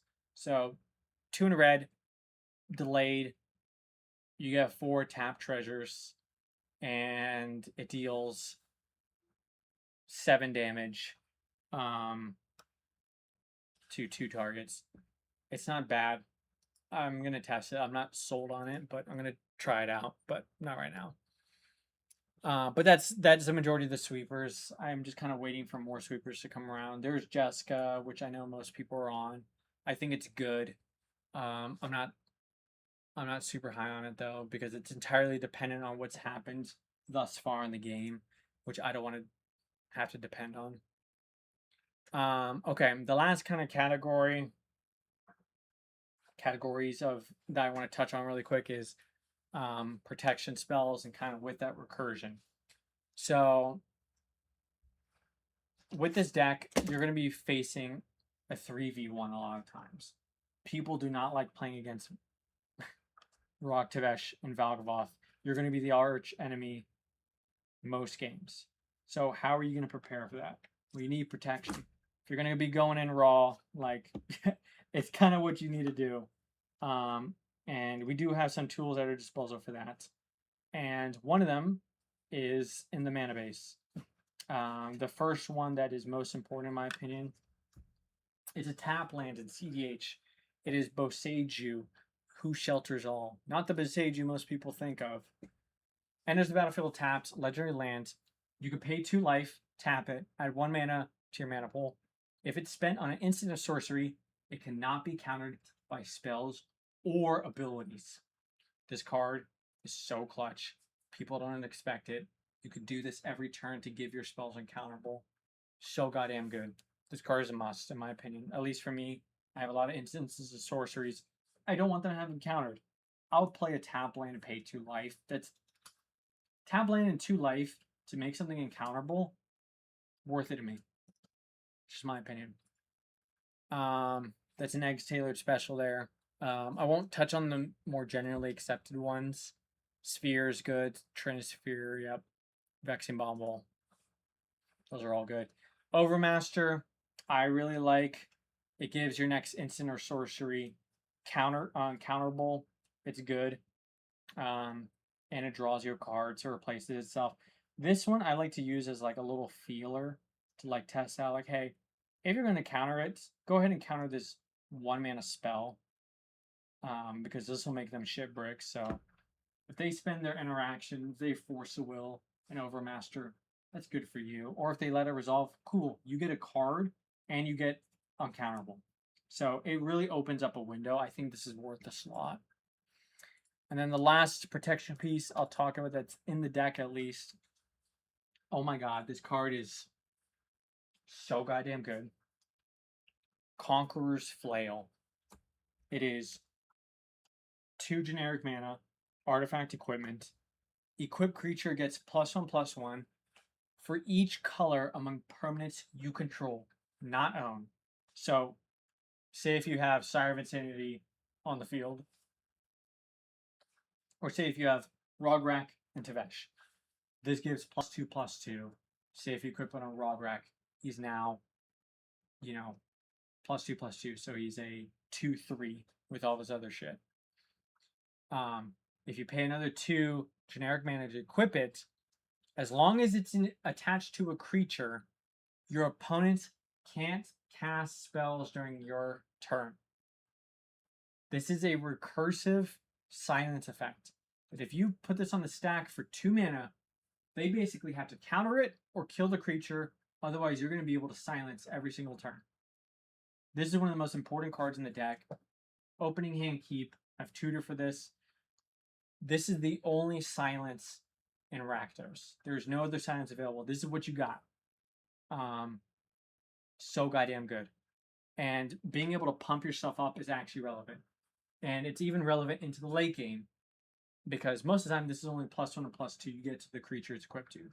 But if you have Valgavoth and you're casting other people's spells and you control a black, blue, red, green, and white permanent, this is now a +5/+5. So it's a good card. I think this card honestly is a must because you don't really have much options in Rakdos. This is a recursive silence effect. Like, it's good. I rest my case. It is a good card. There isn't silences available in these colors. You gotta take what you can get. How about you rest your voice? Because I'm almost done. I'm gonna quick drink. Recursion lands and I'm done. What was that? Please let me finish. I will eat in just a second. You're gonna eat me? Uh-oh. I'm exhausted. I need to go to bed. Okay, we will soon. I'm wrapping up. Really quickly, just touching on the category of recursion. Reanimate. I just want this one living. I want Reanimate living in my deck in case shit hits the fan and my Valgavoth or my Sire gets killed and it's in the yard. I could just tutor for Reanimate, just put it back in play, and I'll just take the hit. It's fine. It's a stopgap. Yawgmoth's Will, being able to recur lands or whatever else. You got to be careful with this because it turns off your breach lines. It's a good card, but you have to be careful with it. Underworld Breach, everyone knows the card. You can easily piece together a win with a Praetor's Grasp. You have LED. This can just incidentally give you the win. Worst case scenario, just use it as a recursion piece. It's a good card. Now I shall say it's pretty well trod territory. And last category to talk about is the land base. I'll quickly just power through it. Urza Saga, staple. It creates you a body. You can create 2 bodies off of Urza Saga from the second ability. And then once it's finished, you tutor out one of your best artifacts. Staple. Mycosynth Gardens. This is one that's generally accepted in the Rog Tev community. The reason why this is important is because you can make mana of any color. That's incidentally good. But more importantly, you can pay X to tap it and copy another artifact. You can copy LED on turn 1 and play Mycosynth, play LED, copy LED. You have 2 LEDs, crack both of them. You have 6 mana. Pop open Tevesh. Turn 1 Tevesh with a land and an LED. Hella good. Talon Gates, staple card. It ramps itself. You can phase out a creature to save your bacon. Converts mana. Staple card. I run basics because of Blood Moon. Sulphurous Springs, we got the Sultry Devil. It's mana. Scalding Tarn. Staple. Phyrexian Tower is super sick for making mana. Sacking other people's stuff. Staple. Petrified Hamlet. I strongly believe in this card. I think this card is a must include. And here's why, is because you can name stuff like Shifting Woodlands. You cannot name Guy's Cradle because that's a mana ability, but you can name so much other shit that is a mana abilities that is hugely relevant. You can name Ottawa or Beseiju to turn off their interaction. It's a must include. The card is so good. I picked up 4 copies immediately when the set released for pretty cheap. Mount Doom. This card's just stable. Yes, you lose life. It gives you colors. You can deal damage. It sometimes is incidentally important. Most importantly, you can pay 7 mana, 5 Interactos to sack it, and a legendary artifact. Very flavorful. Choose 2 creatures, Valgavoth and Sire. Destroy the rest. It's a board wipe on a land. This card's insane. I've activated it twice. It's awesome. Fetch lands, untap lands. Carekeep. Oh my god, I love this card. This card is way better than people realize. It is activatable at instant speed. You could pay. It's a legendary land. Not really important. It taps for colorless, which is not great because we need pips. But the second part fixes it. You can pay 1 in a red, tap it, put a 0/1 red kobold creature token, name Kobold to Carekeep it to play. You get to print Rograkhs with this. It's a good card because you can instant speed on someone's end step while you're holding up interaction to shit out a kobold. And boom, you got another polymorph target. This is a must include in my opinion. It's giving you polymorph targets. You're printing little Rograkhs, little baby Rograkhs. You're shitting out your butt with 1 in a red. It's worth it. Gemstone, staple. E-Zone. This is one that I am on, which is good in most decks, but it isn't played in Rog Tev. This is a must, because if you have an E-Zone on the field, and you have Valg and Sire, and everyone discards their cards to Valgavoth, and you don't have instant speed because you didn't hit the nuts, you can sack E-Zone and cast all those spells from Valg at instant speed, flash at home, and win the game in your end step. This card is a must-have because it can just give you the win. Or save your bacon and casting something at sorcery speed with flash. This is a must-have. This card's sick. Crystal Vein Staple. These are all mostly staples from here.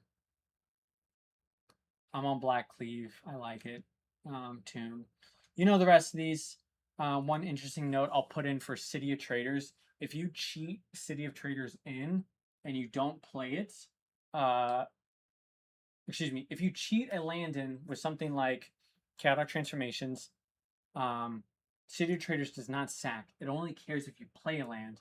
If you cheat a land into play, it doesn't affect City of Traders, so that's an important note. But that is the deck. Kind of what I want to end it on is to wrap up. Your entire goal with the deck is in your opening mulligan. If we just want to do quick sample hand to take a peep. So let's say we have what we have. We have a land, Chalice, LED, Phyrexian Tower. So this is a turn 1 Tevesh. So I keep a lot of dumb hands. Let's say we keep this hand and we draw for turn.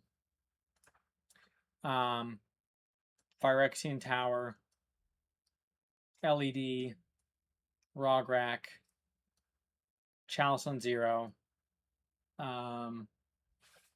We tap, sack the Rog for 2 black, sack LED, throw away our hands for an additional 3 black, cast Tevesh, make 2 throw. And this is a fairly good play. You've got a turn 1 Tevesh, you're hellbent, but you have enough good top decks that it's usually worth it.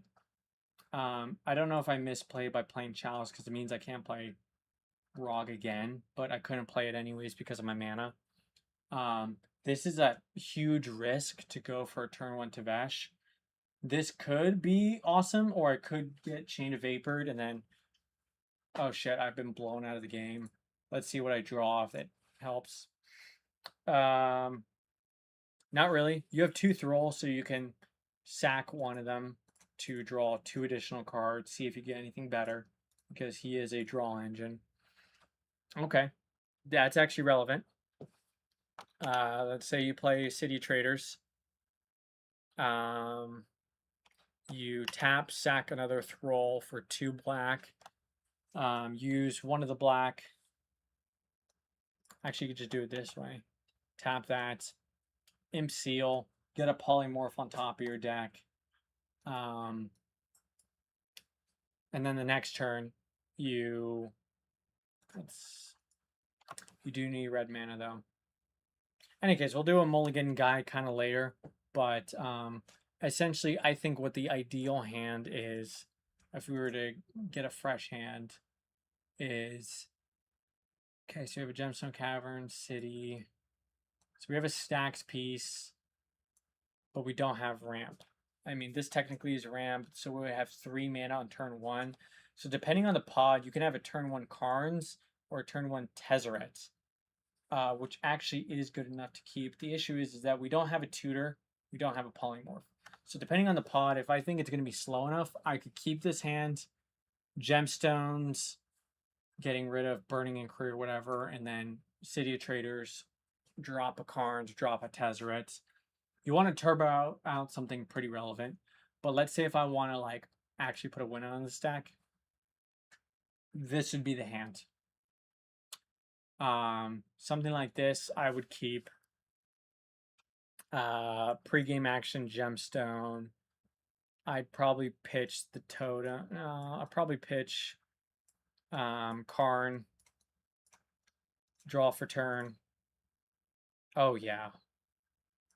Phyrexian Tower.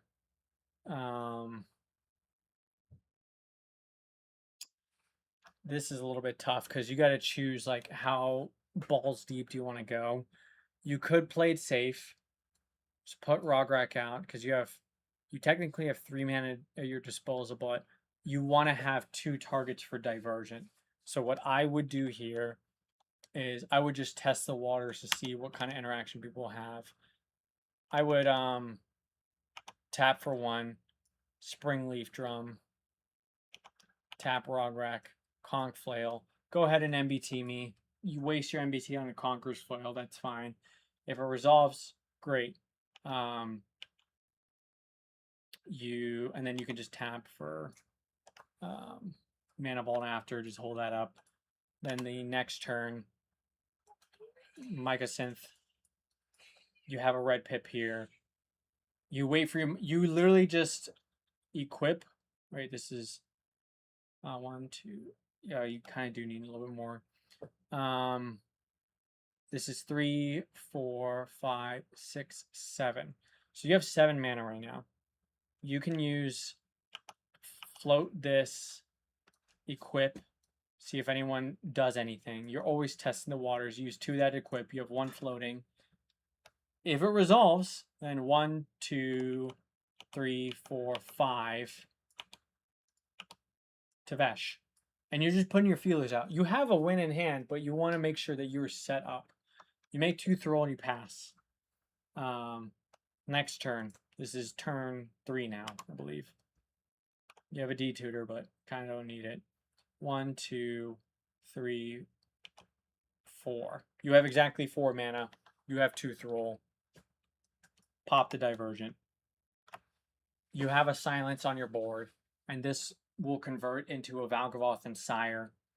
And you pretty much should have the game for there unless someone gets the nuts. Yeah, this is a good hand. Like, you can play this out very easily to a pretty streamlined win. And obviously you would play different depending on your pod. If you're an artifact heavy pod, keep the Karns. Against Kennen, use the Cursed Totem instead. But the deck is extremely flexible and is built to be able to beat every deck of the meta. It doesn't have a strict inherent weakness besides, stuff that doesn't let permanents enter the battlefield from libraries, like a Graph Diggers or the Runestone. but you run a removal, so you should be able to deal with that. But yeah, that is the deck. This is my baby, Scrambled Eggs. I love this deck to death. It is a blast to play because every time I play this deck, I'm winning with other people's decks, and I get to piece together wins.